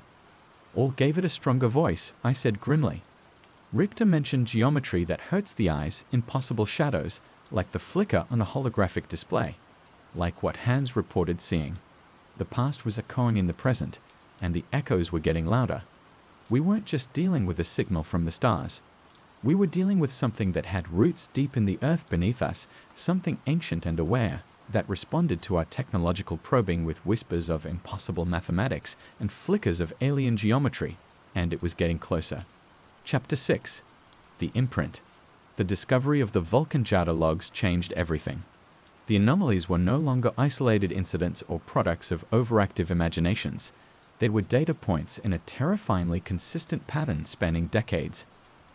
The entity, or phenomenon, I still hesitated to give it concrete form, wasn't just passively signaling. It was actively interacting, its influence growing stronger as the iris reactor continued to pour energy into the chronoton field, inadvertently tuning the connection.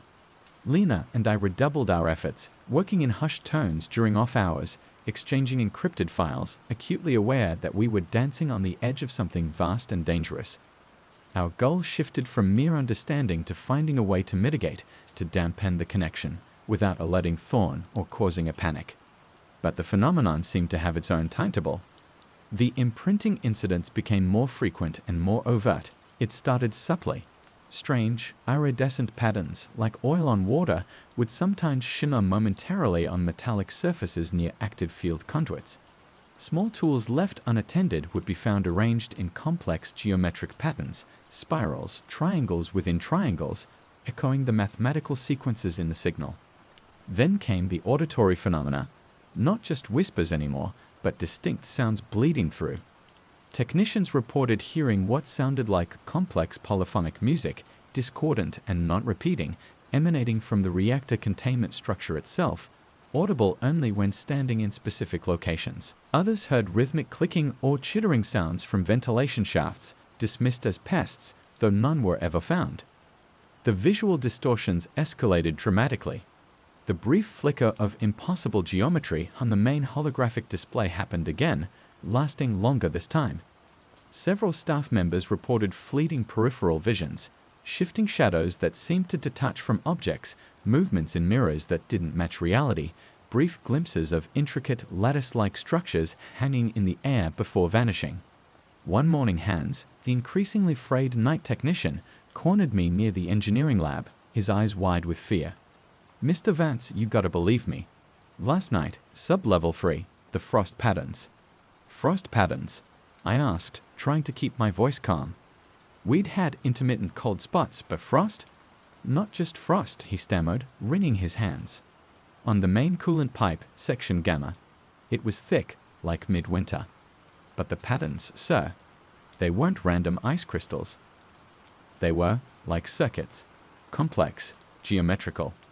Glowing faintly blue," he shuddered. "And the air, it felt thick. Hard to breathe. Like static electricity, but heavy." I felt a chill that had nothing to do with Icelandic temperatures. Geometrical frost patterns. Glowing. Echoes of Klaus Richter's journal. Hints of the signal's mathematical content manifesting physically. "Did you get a picture, Hans?" He shook his head frantically. "My tablet froze up down there. Wouldn't turn on. Soon as I got back to level 1, it worked fine. But the frost, I went back an hour later, it was gone. Completely. Pipe wasn't even cold anymore." He looked at me desperately. "I'm not crazy, Mr. Vance." "I believe you, Hans," I said quietly. "Log the tablet malfunction. Don't mention the frost. Not yet. Let me look into the environmental controls down there." Later that day, Lena flagged me down, her face grim. She'd been running deep scans of the reactor's chronoton field emissions, trying to isolate the frequency band carrying the Proxima Centauri signal. "Elias, look at this," she said, pointing to a complex graph on her monitor. "This is the baseline field resonance. Stable. This is the Proxima signal, nested within it." She highlighted a faint, fluctuating overlay on the signal band. "And this is new." It was a counter signal. Extremely faint, complex, and seemingly originating from within the facility, specifically from the direction of the main reactor core.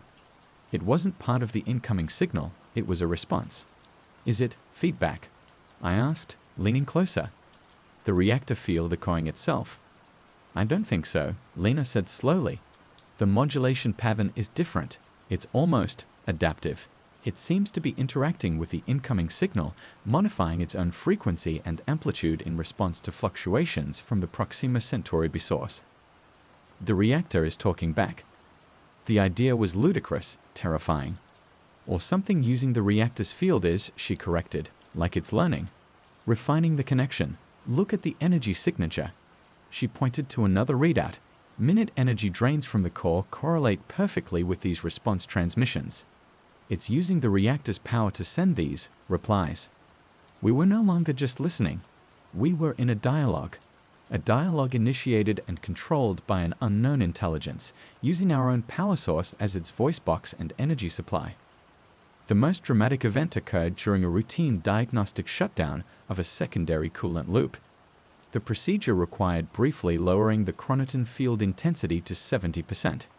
As the field strength decreased, the Proxima signal on my monitors faded as expected, but the Ripley signal didn't. Instead, it spiked dramatically, as if the reduction in the main field allowed this internal source to momentarily dominate. Simultaneously, alarms blared throughout the facility. Not critical system alarms, but environmental sensors. Temperature plunges in multiple sectors, atmospheric pressure anomalies, radiation spikes, non-harmful exotic particles near the core containment. And in the main control room, the holographic reactor schematic went completely haywire. Instead of the stable golden glow, it erupted into a chaotic storm of light and geometry. Shapes twisted and folded with impossible angles, colors shifted outside the visible spectrum, and overlaying it all, phantom schematics flickered, not of the iris reactor, but of something alien, biomechanical, terrifyingly complex. It looked like a diagram of the entity itself, or perhaps the doorway Richter had feared.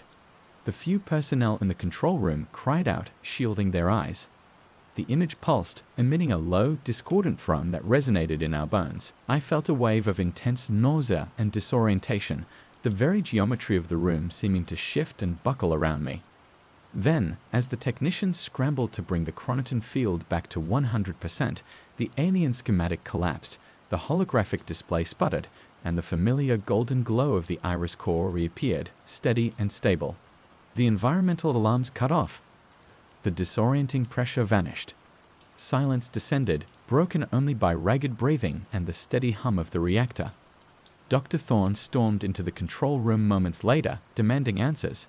The duty operator, pale and shaken, stammered about a massive system glitch, a cascade failure in the holographic projector and environmental sensors triggered by the coolant loop shutdown. Thorne wasn't buying it, but he needed a scapegoat, a technical explanation. He rounded on me. Vance, your thermal regulation systems. Did the shutdown cause a feedback loop into the primary field control? No, sir, I said, my voice hoarse. The image of that alien schematic was burned into my retinas. The thermal systems were stable. This was something else. A field harmonic resonance interacting with the diagnostic systems in an unexpected way. It was the best I could come up with on the spot, something technically plausible yet vague. Thorne glared, unconvinced but lacking evidence. I want a full diagnostic report on my desk by morning. Every system involved. Find the cause of this resonance. As he swept out, Lena caught my eye across the room. Her face mirrored my own horror and understanding. This wasn't just communication anymore. The entity, facilitated by the reactor, had briefly, tangibly imprinted itself onto our systems, onto our senses. It had shown us a glimpse of its nature, and it was using our own power to solidify its presence. The reactor wasn't just a tuning fork, it was becoming an anchor. Chapter 7. The walls close in. The holographic incident shattered the fragile illusion of normalcy at Iris. Whispers turned into fearful murmurs. Technicians exchanged uneasy glances, jumping at unexpected noises. Hands put in for immediate leave, citing extreme stress, and this time Thorne, perhaps spooked himself or just wanting to quell dissent, approved it. The station, once merely isolated, began to feel actively hostile, the hum of the reactor underscored by a new predatory silence. Thorne, though publicly blaming equipment malfunction, became increasingly paranoid. Security protocols tightened. Access to certain data streams, including the raw feed from the secondary particle sensors, was restricted. My own workstation flagged several attempts by station network security to access my personal encrypted files, the ones containing the signal decryption and the Vulcan charter logs. Thorne suspected me of instability, or worse, sabotage, projecting his own fear and uncertainty onto the engineer with the troubled past. My fear of responsibility morphed into a suffocating sense of entrapment. I was caught between an inexplicable, potentially hostile alien intelligence using the reactor as a beachhead and a director who saw me as a liability. Lina felt the pressure too, Thorne questioning her geological reports, demanding explanations for minor field fluctuations she couldn't provide without revealing the truth. He's looking for a scapegoat, Elias, she warned me during a hurried conversation in a supposedly unmonitored stairwell. The glitches, the hologram incident, he can't explain it. HQ in Munich is probably asking questions, so he needs someone to blame. And you with Clepsydra. I know, I said grimly. He restricts my access. I can't monitor the signal directly anymore. We're flying blind. Not entirely, Lena countered. She slipped a small data chip into my hand. I managed to reroute a mirrored feed of the particle sensor data through the seismic monitoring network before he locked it down. It's heavily filtered, but the primary SOS and the coordinate ladder are still detectable. The Ripley signal, that's harder to isolate now. It was a risk for her. A huge risk. If discovered, she'd be fired instantly, probably blacklisted. Lena, you shouldn't have. We need to know what it's doing, she insisted. Ignoring it won't make it go away. Richter tried that. The isolation intensified. Other staff members, sensing Thorne's suspicion towards me and unnerved by the escalating strangeness, kept their distance. Conversations died when I approached. Meals were eaten in silence.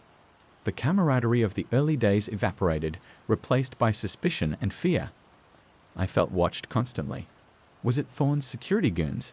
Or was the entity itself becoming more aware of me, the one actively trying to decipher its transmissions? My own perception started to fray at the edges. Sleep deprivation and constant stress didn't help. I'd catch fleeting movements in my peripheral vision, dismiss them as floaters, only to see them again. Sometimes, the steady hum of the reactor seemed to resolve into whispering voices, speaking in a language I didn't understand, the cadences matching the complex rhythms of the tertiary signal layer. Was I hallucinating? Or was the barrier thinning? One night, working late in my quarters, reviewing the filtered data Lena had provided, I experienced it directly. The air grew heavy, charged with static. The lights flickered in the SOS rhythm. A profound, irrational dread washed over me. And then, on the reflective surface of my dark monitor screen, I saw it. Not my own reflection. For a fraction of a second, the screen showed the interior of my room, but distorted, the angles subtly wrong, the colors muted. And standing behind my chair, where there was only empty space, was a figure. Tall, impossibly thin, composed of shifting shadows and sharp, non-Euclidean angles. It had no discernible features, only a sense of immense ancient presence. It didn't move, just was. I spun around, chair clattering, flashlight in hand. Nothing. Just the empty room, the hum of the station, my own ragged breathing.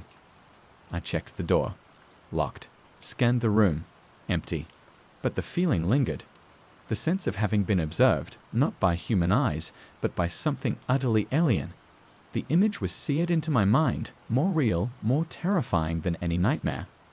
Was I cracking? Was the stress, the isolation, the bizarre data finally pushing me over the edge? The memory of Clepsydra, the doubts about my own judgment, resurfaced with venomous intensity. Maybe Thorne was right. Maybe I was unstable. I gripped the edge of the desk, forcing myself to breathe, to focus. Analyze. The incident happened when I was reviewing the signal data. The flickering lights matched the SOS pattern. The visual hallucination, if it was one, mirrored the impossible geometry described by Richter and seen on the holographic display. It wasn't random madness. It was connected.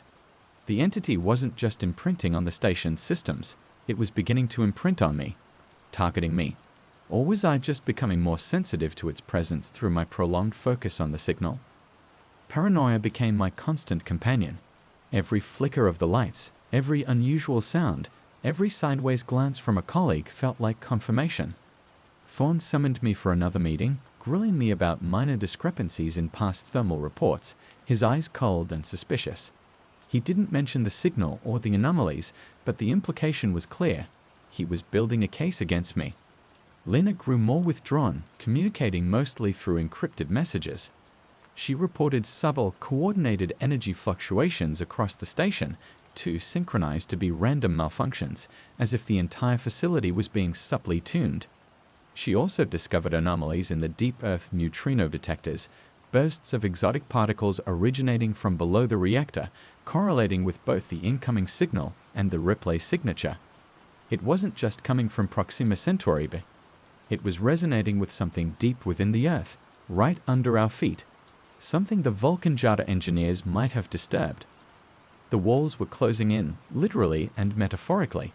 Trapped in the isolated facility, under suspicion, plagued by unsettling experiences, and facing an encroaching alien intelligence, escape seemed impossible. Our only path was forward, deeper into the mystery, hoping to find an answer before Thorne silenced us, or before the entity fully arrived. The signal, once a scientific curiosity, now felt like a ticking clock. Chapter 8. The Resonance Chamber. It's the core itself, Lena whispered, her voice barely audible over the secure comm channel I jury-rigged using parts scavenged from defunct equipment. We were communicating like spies in our own workplace. The Ripley signal, the internal resonance, it's strongest near the primary chronoton field projector. That's the heart of the reactor, Elias. That's the focal point. Her words confirmed my own dawning dreadful hypothesis. The reactor wasn't just an amplifier or a receiver.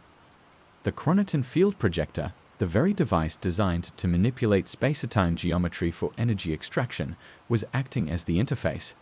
It wasn't just tapping geothermal energy, it was tapping into something else, something intrinsically linked to the coordinates in the signal and potentially to whatever lay dormant beneath us.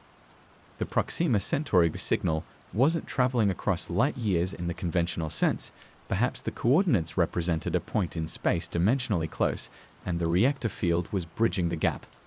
Richter called it a resonance chamber, I murmured, recalling the Vulcan Jada journal. He feared it opened a door.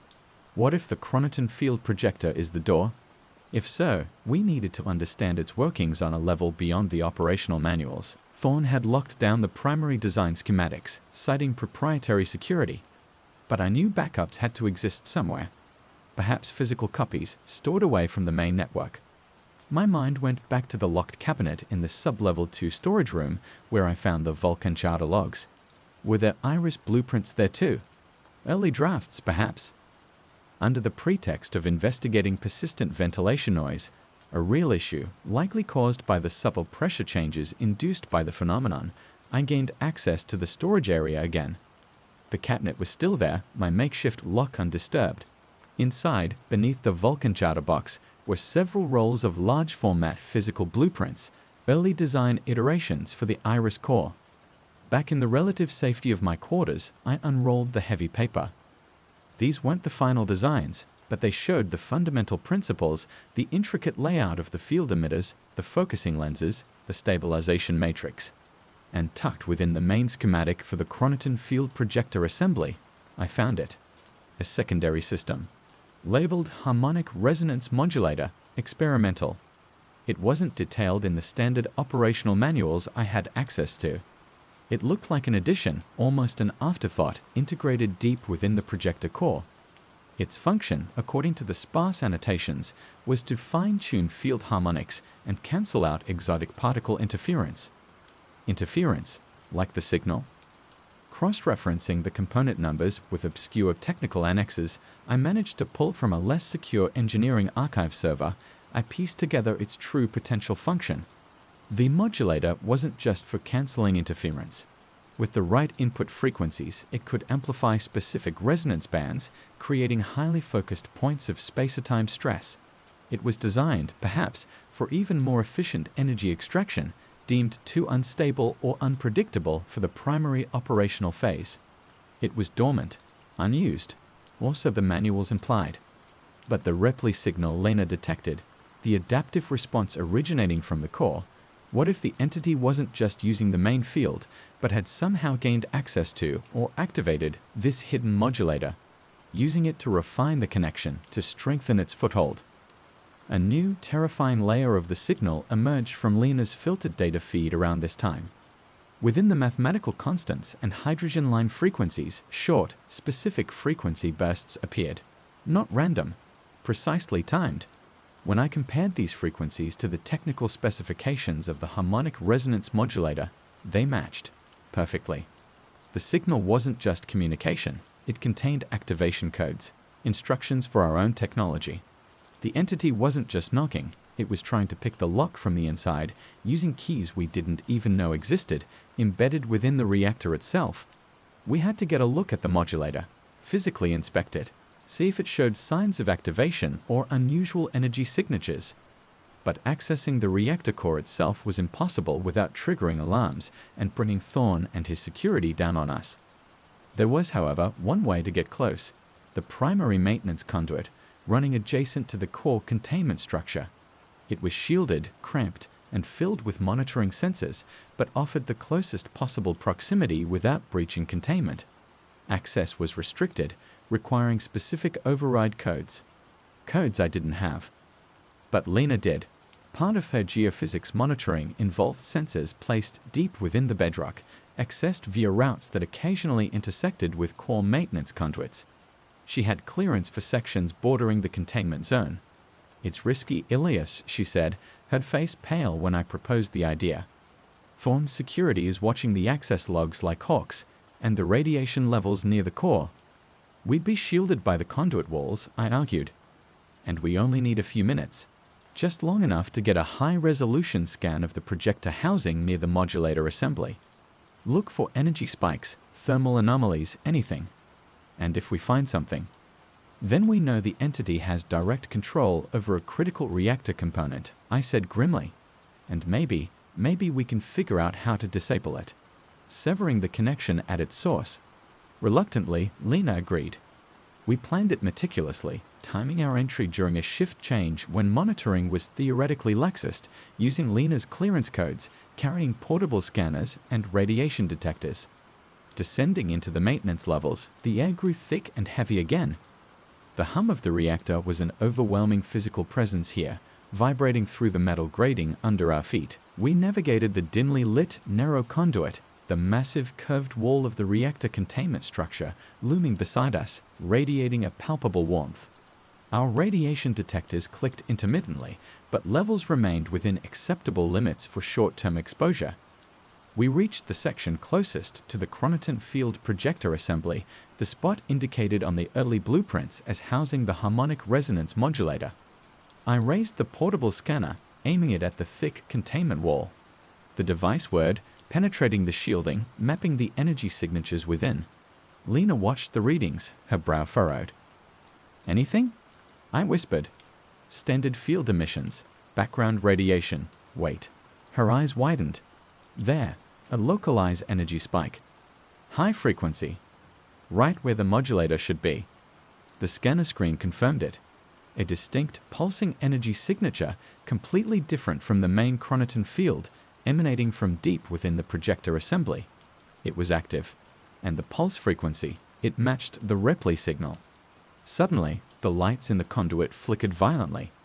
Our radiation detectors screamed, a brief, intense spike far exceeding safe limits.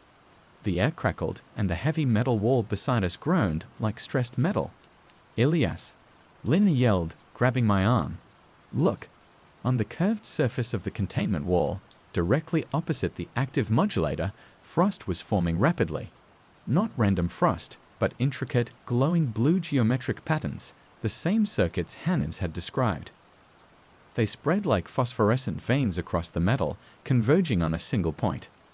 And at that point, the metal itself seemed to shimmer, becoming momentarily translucent.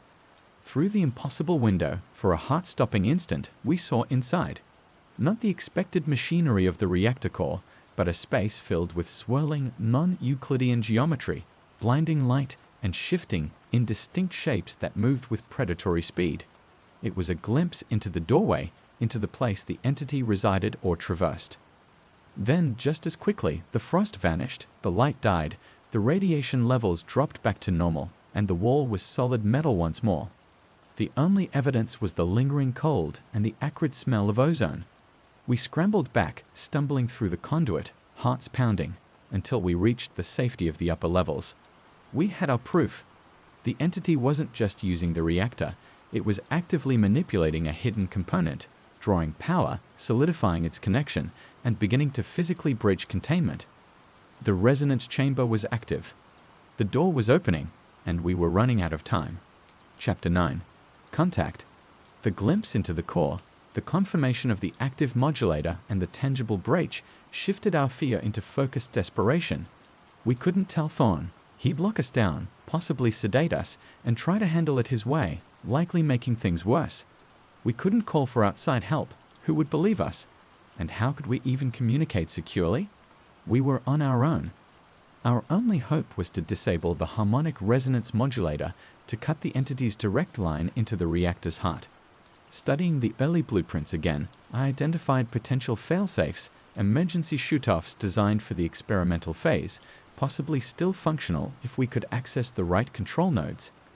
These nodes weren't in the main control room, but located in a shielded auxiliary control hub near the core itself, level 4, maximum security, rarely accessed. Lena, using her geological survey clearance again, managed to ascertain that the hub's systems were partially independent, potentially bypassing Thorn's network lockdown if we could physically access the terminals. Getting there undetected was the main challenge. There's a service shaft. Lena traced a line on a downloaded schematic on her tablet, shielding the screen from potential surveillance. Connects the lower geothermal sensor arrays directly to level 4 ancillary systems. It bypasses the main elevators and security checkpoints for the core levels. It's narrow, dark, and probably hasn't been used in years. It was our only shot. We gathered essential tools, bypass chips for electronic locks, insulated cutters, portable diagnostic scanners, radiation dosimeters, and Lena insisted we take emergency respirators and basic medical supplies. We looked like saboteurs, which, in a way, we were. Sabotaging an alien infiltration. We waited until the deepest part of the night cycle, when the station was quietest, skeleton crew monitoring the steady hum of the reactor. Slipping into the geothermal lab, Lena disabled the local surveillance cameras, citing sensor interference for the log, and keyed open the concealed access hatch to the service shaft. Cold, stale air rushed out. The shaft plunged into darkness, a narrow metal tube descending into the earth. Using magnetic clamps and safety lines, we began the slow, arduous descent, the only sounds our breathing and the scrape of our gear against the metal walls. The shaft grew warmer as we neared level 4, the proximity to the core palpable. The air felt thick, charged, humming with latent energy. Our dosimeters clicked with increasing frequency.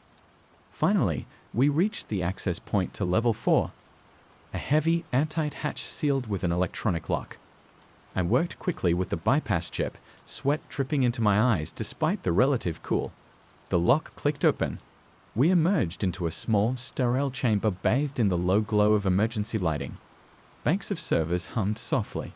This was the auxiliary control hub.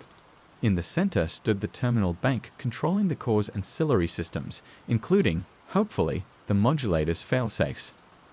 As Lena stood watch by the hatch, I powered up the main terminal.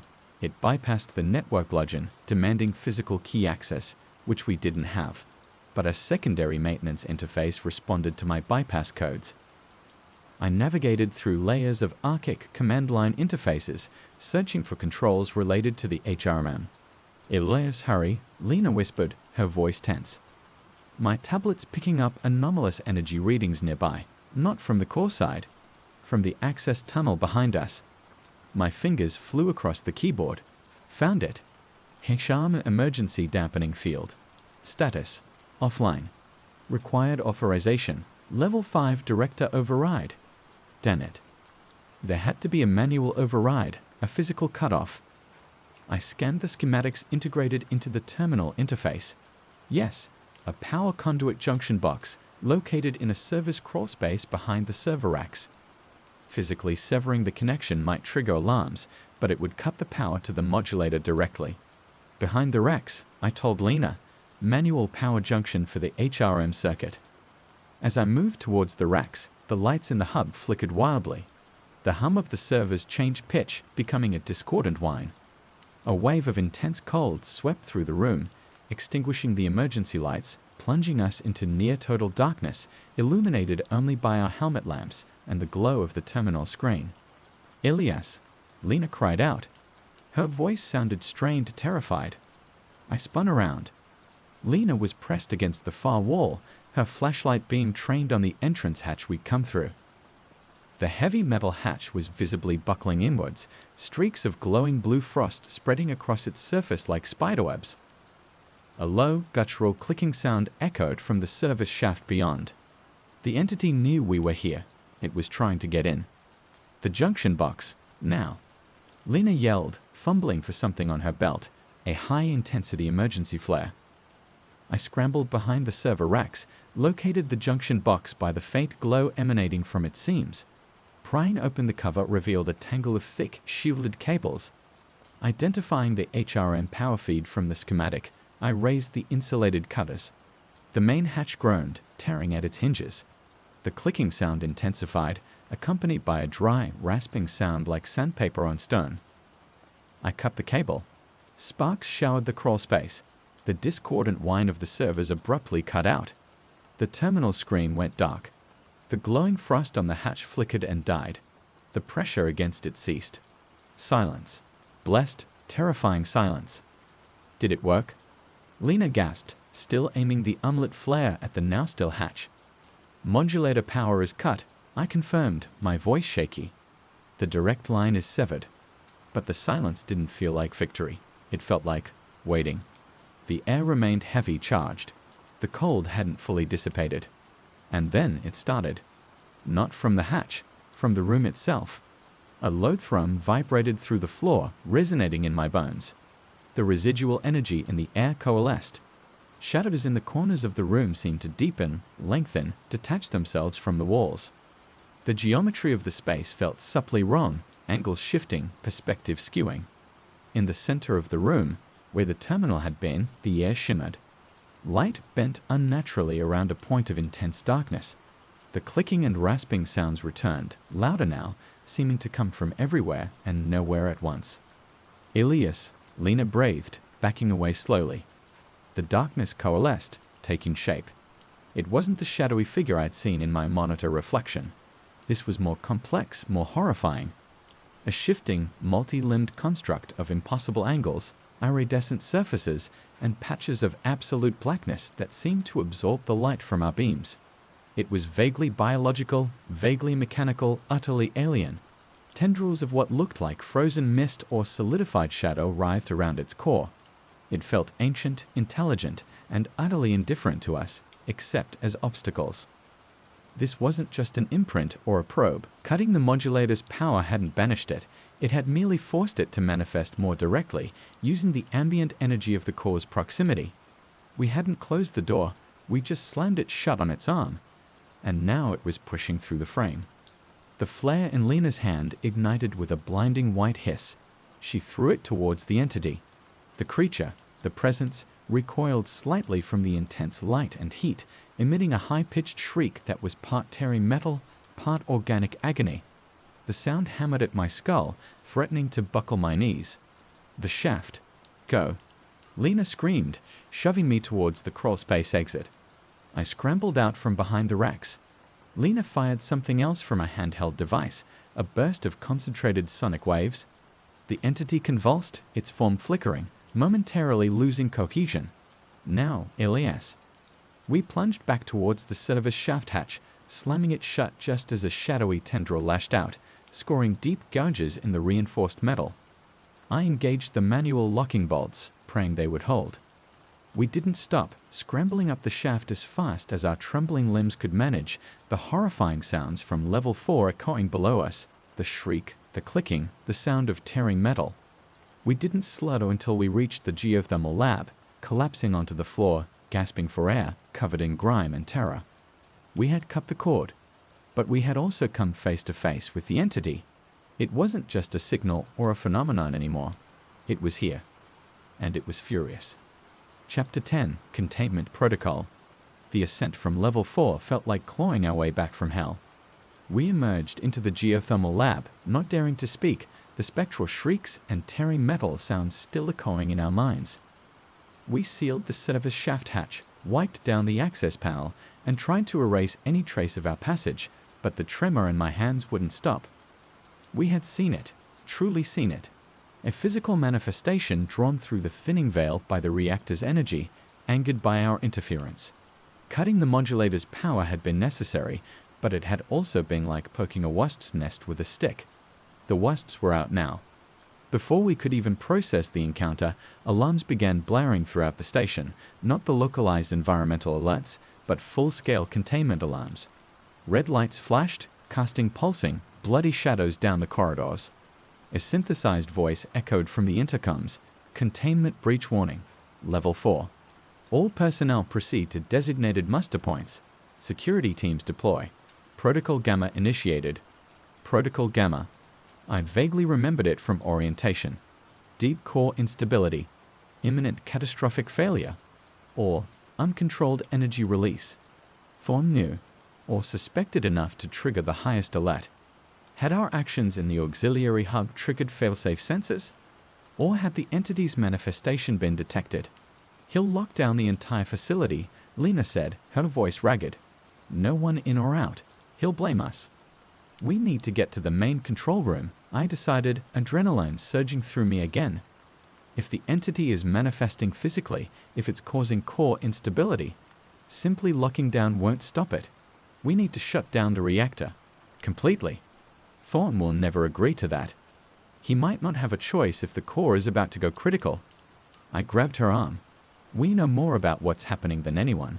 We have to try. We navigated the corridors, now filled with confused and frightened technicians heading towards the muster points, the canteen, and the main recreation area. Security personnel in heavy gear hurried in the opposite direction towards the core elevators. They eyed us suspiciously, but were too focused on the alarm to stop us. We reached the main control room. Chaos reigned. Thorn was barking orders, his face pale but resolute. Operators scrambled at consoles displaying alarming readouts, erratic chronoton field fluctuations, soaring core temperatures despite cooling systems running at maximum, unexplained energy signatures flaring around the containment structure. Vance. Hansen. What the hell are you doing here? Get to the muster point. Thorn roared, spotting us. Dr. Thorn, listen. I shouted over the alarms. It's not a simple malfunction. There's something in the core levels. Something alien. It's interacting with the field, causing this instability. We saw it. Thorn's eyes narrowed. Alien. Have you lost your mind, Vance? This is a resonance cascade, likely triggered by sabotage. Security detained them. 2 guards moved towards us. No, sir, please. Lena pleaded. We disabled an unauthorized component, the harmonic resonance modulator. It was active, drawing power, communicating. It's trying to breach containment. Shutting down the reactor is the only way. Disable a core component. Thorn looked thunderstruck, then furious. You did what? You incompetent fools. You've probably triggered this cascade yourselves. On the main holographic display, the golden reactor core schematic flickered violently, overlaid with flashes of the alien geometry we'd seen before. Red warning icons pulsed across temperature and pressure readings. Core temperature exceeding safety margins. An operator yelled. Containment integrity failing. Shut it down, Thorn. I yelled, shoving past the guards who hesitated, caught between orders and the terrifying data on the screens. Initiate emergency shutdown. Scram the reactor. Thorn stared at the display, horror dawning on his face as the numbers climbed relentlessly. The holographic core pulsed erratically, spitting static. He knew. Whatever the cause, clepsydra was happening all over again, but potentially far worse. He slammed his hand down on a large, red, shielded button on the main console. Initiate emergency shutdown sequence. Scram. Now. Alarms intensified. Heavy klaxons joined the chorus. The synthesized voice announced, "Emergency reactor shutdown initiated. Control rods inserting. Field collapse imminent." The deep hum of the reactor faltered, replaced by the groan of massive machinery engaging emergency brakes. The holographic core pulsed wildly, then began to dim, flickering between gold, red, and terrifying flashes of the alien structure. But the temperature readings didn't drop immediately. The energy signatures around the core intensified. "It's not working," an operator shouted. "The shutdown isn't stopping the reaction. It's like something is fighting it."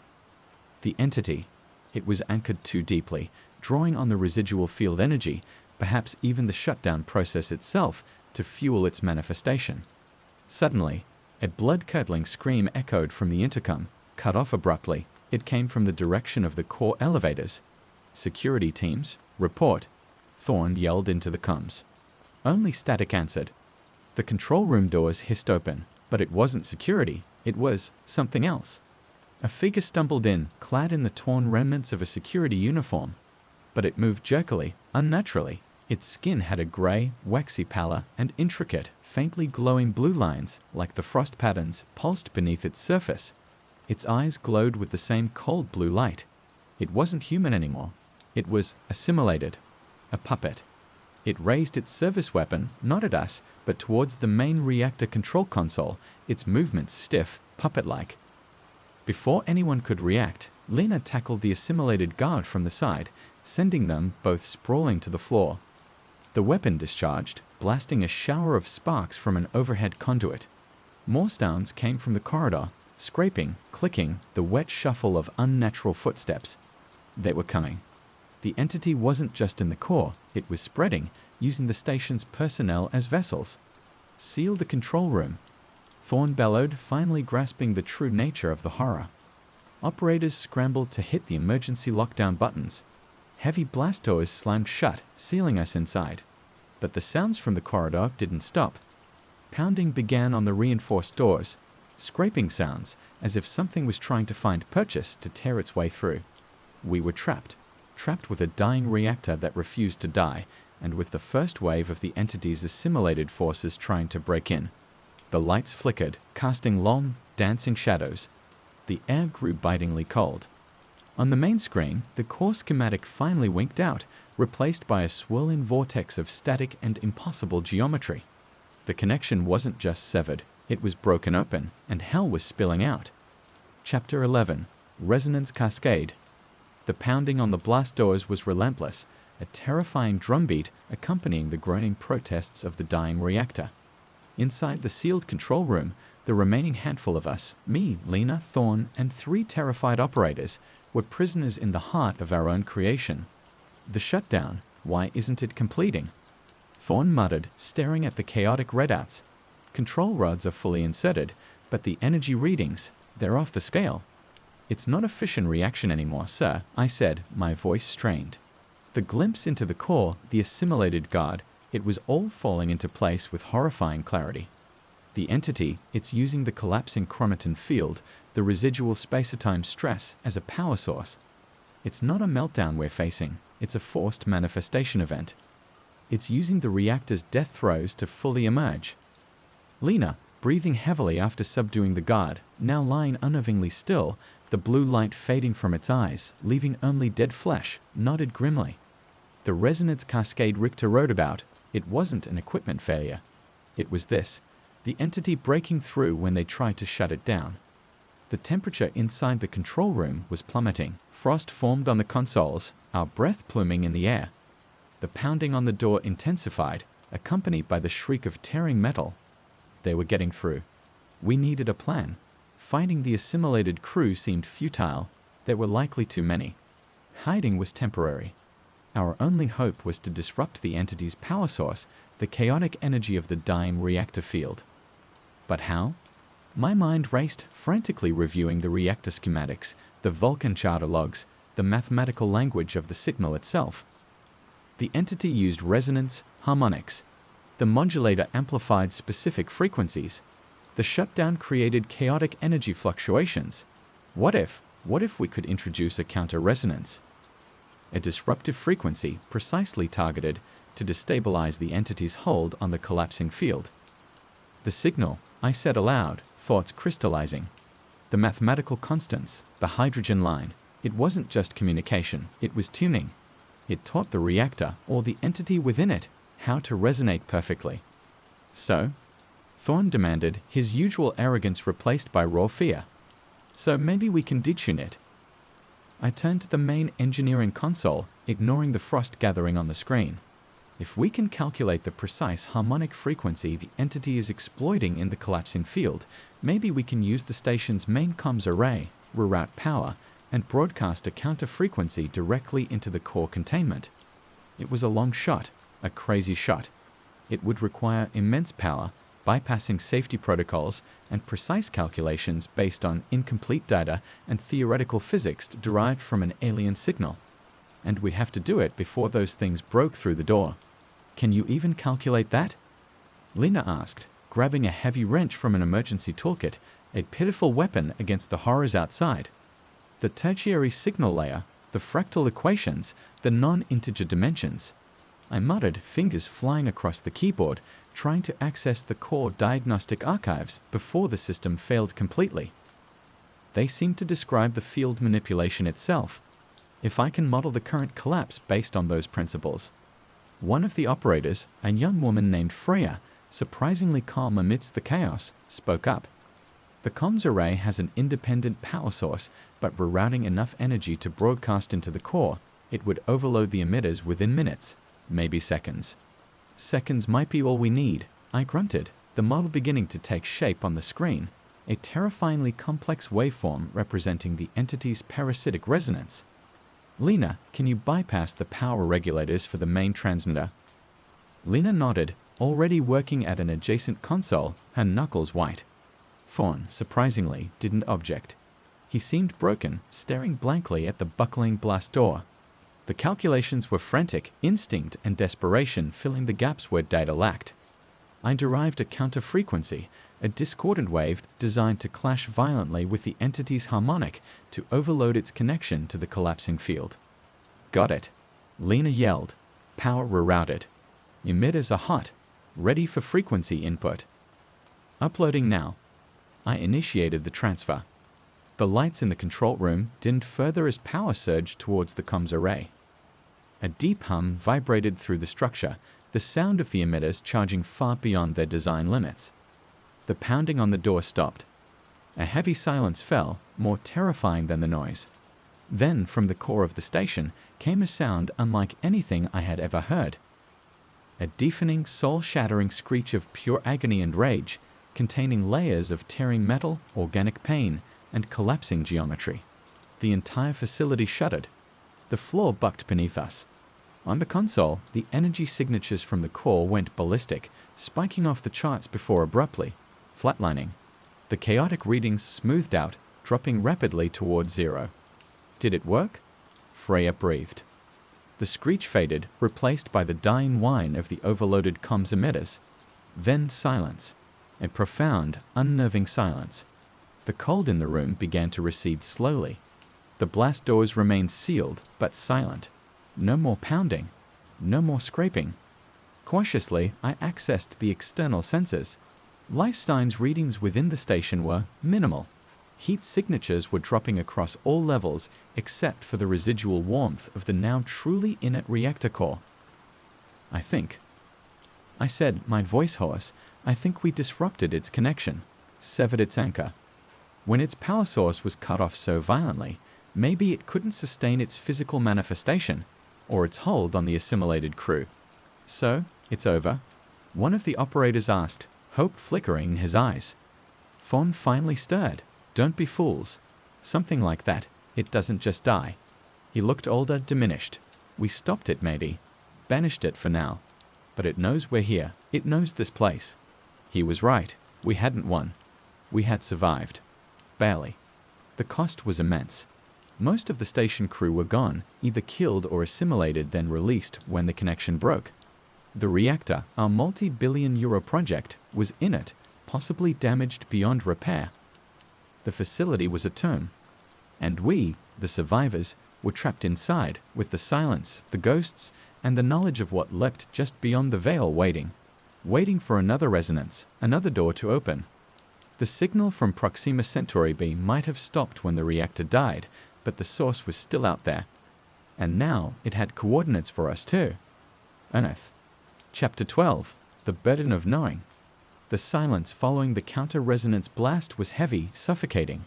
We remained locked in the control room for hours, listening, waiting. Nothing.